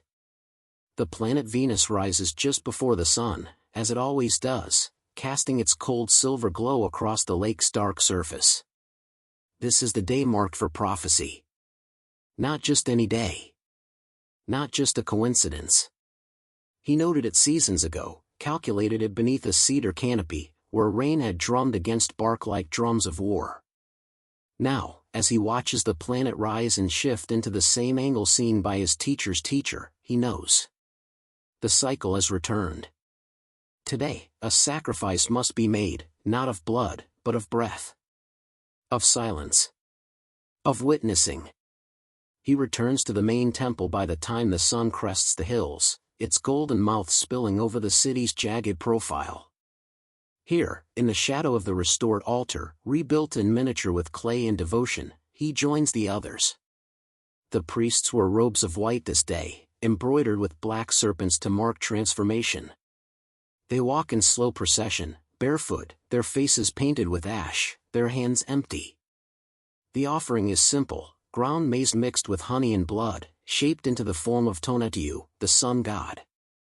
It is placed upon a dish of polished obsidian and lifted to the rising light. The chant begins, one voice folding into another, then another, until the entire temple hums like the low tremor of an approaching storm. The children watching from the edge of the courtyard kneel, eyes wide, unsure if they are frightened or blessed. This ritual, though outlawed by the new rulers, survives in altered form, masked in Christian symbols, disguised as harvest blessings. But here, in this sacred space behind thick walls and hidden doors, it remains unbroken. The priest leads the prayers not in Spanish, but in Nahuatl. He speaks not of saints but of stars. He sings not hymns but verses shaped by mountains and fire. As the offering burns, smoke curling into the sky like a question, he closes his eyes and sees not just this day, not just this fire, but all fires that have ever burned atop these stones. He sees ancestors walking in pairs, hands clasped, whispering songs into the ears of gods made of rain and wind and jaguar claw. He sees battles fought in the spirit world, maps drawn on skin, names written in dust. He sees everything that still lives, quietly, beneath the surface of this conquered world. Later, in the Kalmakak, he teaches his apprentices what he has seen, not as visions, but as knowledge. Star positions. Flower placements. The difference between the scent of marigold and the scent of death. He tells them not to fear the silence of the gods, for silence is where their voices begin again. When the sky darkens and the sun retreats into the mouth of the horizon, he walks once more to the eastern altar. Venus remains, unwavering. He bows his head. The world has changed. The empire has fallen. But some rhythms, once set in motion, cannot be stopped. Not by sword. Not by fire. Not even by time. The priest knows this, not because he has been told, but because he remembers. And remembrance, too, is a kind of resistance. The boy was 12 when he first watched his father draw blood for the gods. It was not in a temple. It was not grand. It happened behind their home, near the broken canal where frogs still sang at night. His father sat on a reed mat, shoulders bare, a shard of obsidian held between calloused fingers. The boy watched as his father whispered to the sky, not loudly, not with fervor, but softly, like a man speaking to the wind, and pulled the blade across his earlobe. Blood welled up in silence. A few drops fell onto a folded cloth, dark against the white. The boy didn't speak, didn't move. His father glanced over and gave a small nod, not of instruction, but of invitation. The boy knew then that someday, he too would sit with the blade, would speak to the sky, would remember what others were being taught to forget. That night stayed with him. It returned in dreams and in quiet moments, when he carried maize through the market, or lit the home hearth, or stood in the new church's shadow, trying not to feel anger. It wasn't the pain he remembered. It was the stillness. The sense that in that brief ritual, his father had stepped outside of time. Years passed. The boy grew. His Nahuatl became halting, patched with Spanish phrases. He learned new prayers in a new tongue, memorized catechisms, obeyed. But at night, he still saw the stars. Still heard the gods in the rustle of trees, in the crack of fire, in the beating of drums that no longer echoed in the plaza but still lived inside him. And when he came of age, he too sat beneath the sky with a sliver of obsidian. His blood fed the earth. This was how memory endured. Not in grand temples, not in libraries, but in acts. In rituals that had been made small by necessity, but still pulsed with the full weight of history. In the rhythm of a metate grinding maize. In the way a name was spoken. In the flicker of eyes across an altar now disguised as a kitchen shelf. The Spanish priests spoke of salvation and damnation. They warned of devils in feathered guise. They burned idols, whipped backs, tore out tongues. But they could not enter dreams. They could not rewrite stars. They could not erase what the people carried in silence. In the market, an old woman sold flowers, but tucked among them were the sacred marigolds, their scent stronger than memory. A musician played a Christian tune on a flute carved with ancient glyphs. A child carved toy jaguars and told stories of a city made of light that lay beneath the lake. It was there, in that hidden current, that the old world flowed on. Even the church bell, loud and brash, could not drown out the heartbeat of the earth beneath it. The drums had been buried, yes. But they were not gone. They waited in the bones of the people. In the spaces between words. In the quiet gasp that came when the first rain fell, and someone whispered a name not heard aloud in years. This was resistance. Not with arms, but with memory. Not with rebellion, but with breath.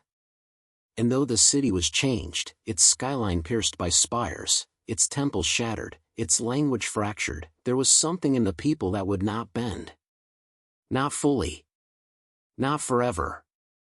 As long as blood remembered. As long as someone still sang. As long as obsidian still touched skin under the stars. Then the gods, though silent, would never be gone. And neither would they. The dawn of understanding rarely came in fanfare. It crept in like mist along the canal edges, quiet and reluctant, settling gently over the cracked stones and broken foundations of what had once been sacred ground. For the young novice priest, now grown into a man beneath the foreign flag, the rituals of both his youth and his enforced adulthood blended in restless harmony.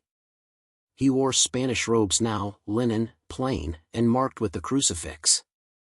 But beneath them, tucked inside the lining, rested a single painted shell, a remnant from his mother's necklace, etched with the spiral of Quetzalcoatl. It was not rebellion. It was remembrance. Each morning before Mass, he cleaned the altar with diligence, sweeping away dust that gathered overnight in the corners of the newly built chapel. The carved Christ stared down from the wall above, his arms outstretched, face solemn. The young man bowed respectfully before him, as he had been taught. But in his heart, he also whispered thanks to Tonatiuh, the sun god, whose rising gave him light with which to serve. His days were filled with study and repetition. Latin chants, endless doctrine, and the careful transcription of Scripture. He copied words he did not fully understand, not because he believed them above all else, but because he knew they were now the language of power. He had learned that survival required fluency in two faiths, and he had mastered both. When the friars praised him, they did not know that he still marked the solar calendar on the back wall of his quarters, not in ink but in the soot of burned copal. They did not know that when he fasted, it was not only for Lent, but also on the old holy days his grandmother had whispered to him as a child while grinding maize in the hush of pre-dawn kitchens. He remembered everything. When the rains came, he did not hide his joy, though he tempered it with Christian modesty. But inwardly, he thanked Tlaloc, for water was life, and even baptized fields needed the blessing of older gods. When children came to him for lessons, he taught them their prayers, but he also taught them to listen to the wind, to honor the land, to hold stories in their hearts like seeds kept safe for spring. Some nights, when the stars were bright, he would walk alone through the garden of the old cloister, once a temple courtyard, and trace the constellation paths above. He recited the Spanish names first, so any listening ears would be satisfied. But once alone, once the breeze answered in rustling leaves and frogs began their low song from hidden pools, he named them as they had been. Citlalinicue. Xanaquili. The smoking mirror of Tezcatlipoca. His voice was a hush, reverent and real. He met others like him, too. Quiet men. Sharp-eyed women. They did not need passwords or symbols. One glance at the wrist, a tattoo covered by rosary beads.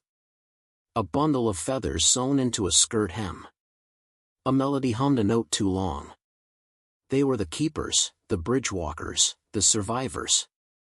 One spring, a boy came to him, 10 years old, curious, and bruised from the lash of a rigid teacher. The boy's eyes burned with questions he dared not ask aloud. The young man placed a hand gently on the boy's shoulder, then handed him a small carved jade, shaped like an ear of maize. The boy understood. No words needed. The gift was not explained. It did not have to be. It was past, like a breath. Like memory. And so the priesthood endured, not as it had, in grand temples or with great fires and fanfare, but in layered silences. In the still burning altars hidden beneath crosses. In songs sung beneath breath. In rituals disguised as chores. In the endless, stubborn reverence for the old ways, wrapped carefully in the garments of the new. He stood at the threshold of two worlds and did not choose. He preserved. And in his preservation, the gods, silent, exiled, waiting, remained alive. In the quiet hours just before dawn, when the streets of the reconstructed city lay empty under the stars and the foreign bells had not yet rung for prayer, the last keepers of the old rites moved in silence. They did not wear the jaguar skins or feathered cloaks of their ancestors.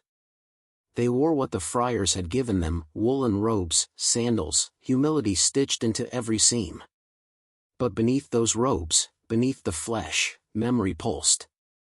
The old priest, bent now with age, walked a path he had known since boyhood, back when the great temple still cut the sky and drums had echoed like heartbeats across the lake. He had survived them all, his teachers, his comrades, the empire that had anointed him.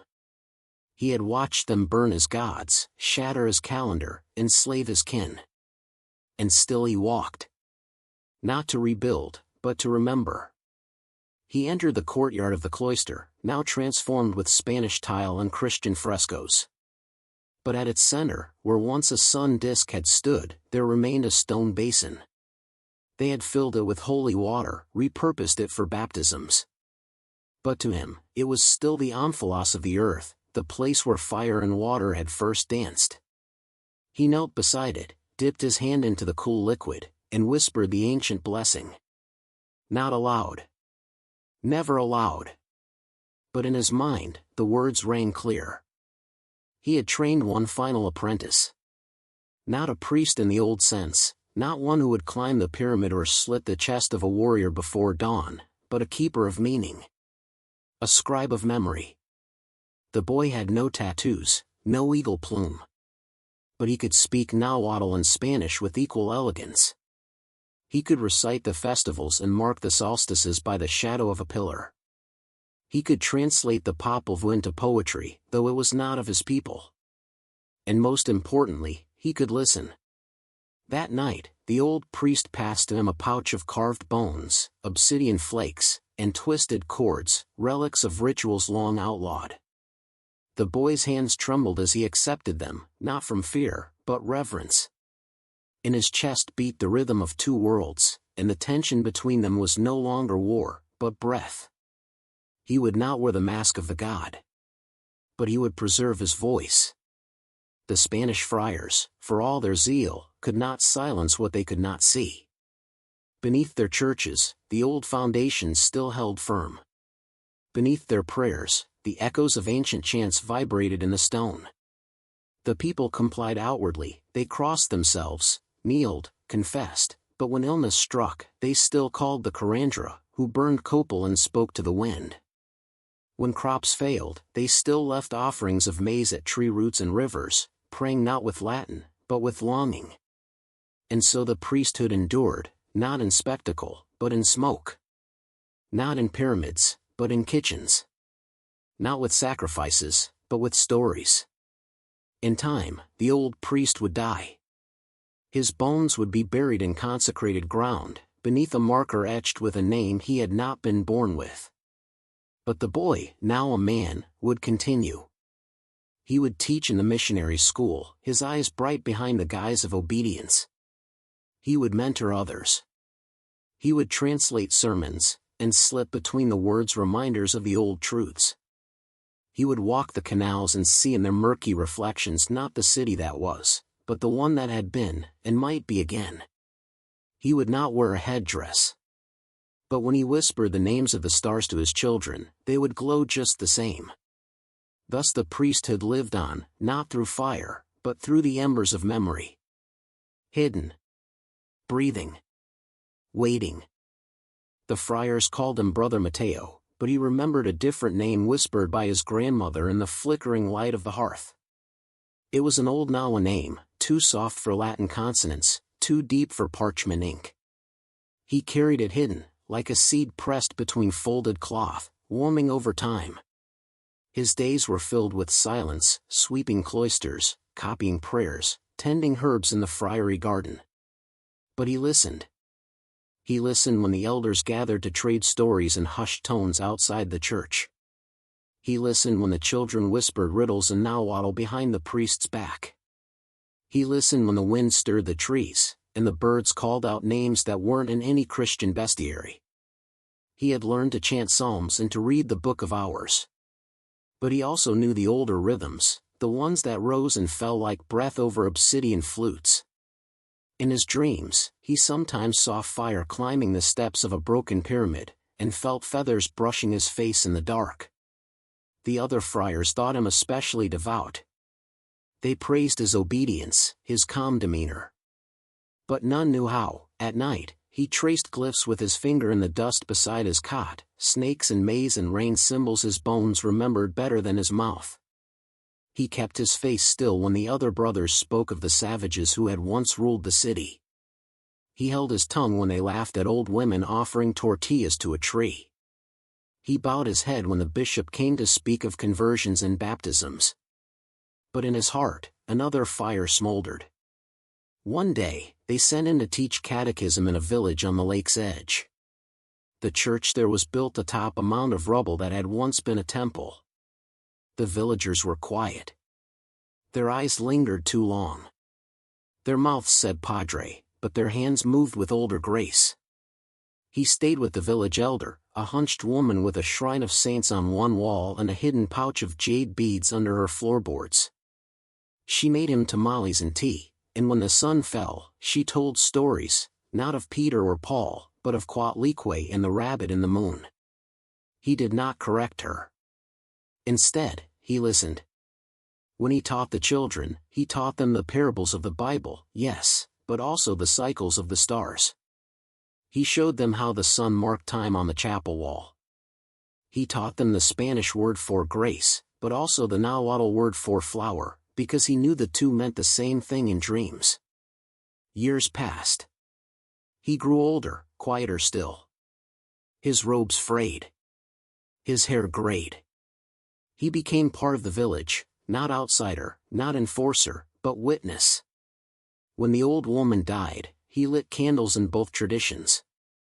When a child was born, he offered blessings in both tongues. He wrote nothing.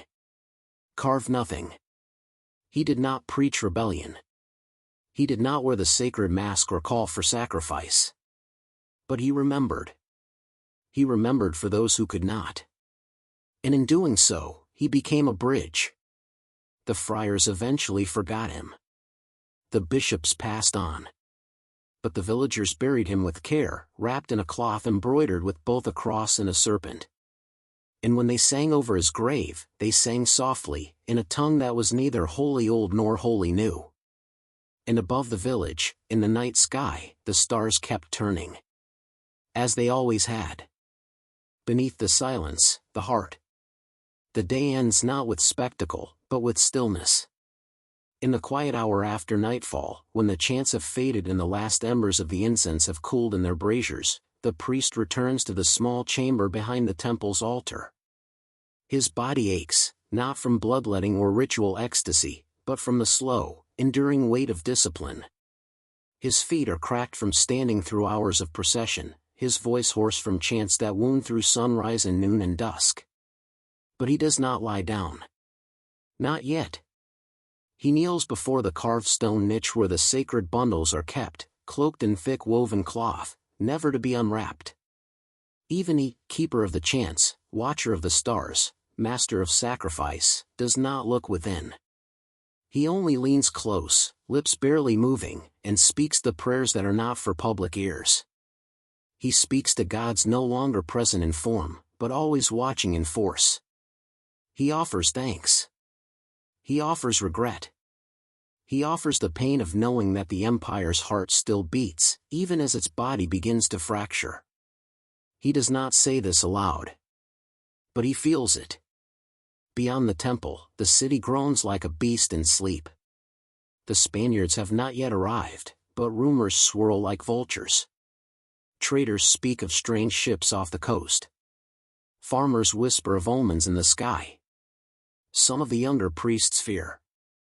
Some look to war. Others, like him, simply watch. They mark the signs with quiet precision, as they were taught to do. Tomorrow, another ceremony. Another tribute to Tlaloc. Another round of fasting in preparation. Another offering. The cycle does not stop, cannot stop, because the world does not survive without it. The sun must rise, and someone must earn that sunrise with song, with blood, with devotion so total it blots out fear.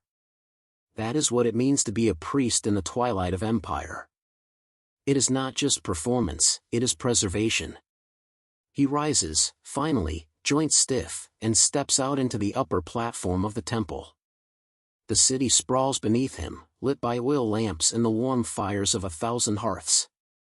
The lake glimmers, still alive. The stars pulse overhead, familiar and sharp. They tell him stories in silence. He knows them all. Below, a child cries. Somewhere, a mother sings an old lullaby. Somewhere, a jaguar prowls the edge of the forest. Somewhere, a scribe scratches a glyph onto a codex that may not survive the next generation. All of it, the cries, the songs, the wild, belongs to the world he protects. He presses a hand to the worn stone wall of the temple, and breathes. He does not know that in a few short years, this altar will lie broken. That these gods will be buried beneath foreign symbols. That his name, like so many others, will vanish from record, even as the stones remember. But in this moment, none of that matters. The offering was made. The stars have not faltered. The order still holds. And that, for tonight, is enough. He descends into the dark, carrying no torch, his footsteps soundless on the sacred stone. Behind him, the temple looms, silent, massive, breathing. And beneath the silence, the heart still beats.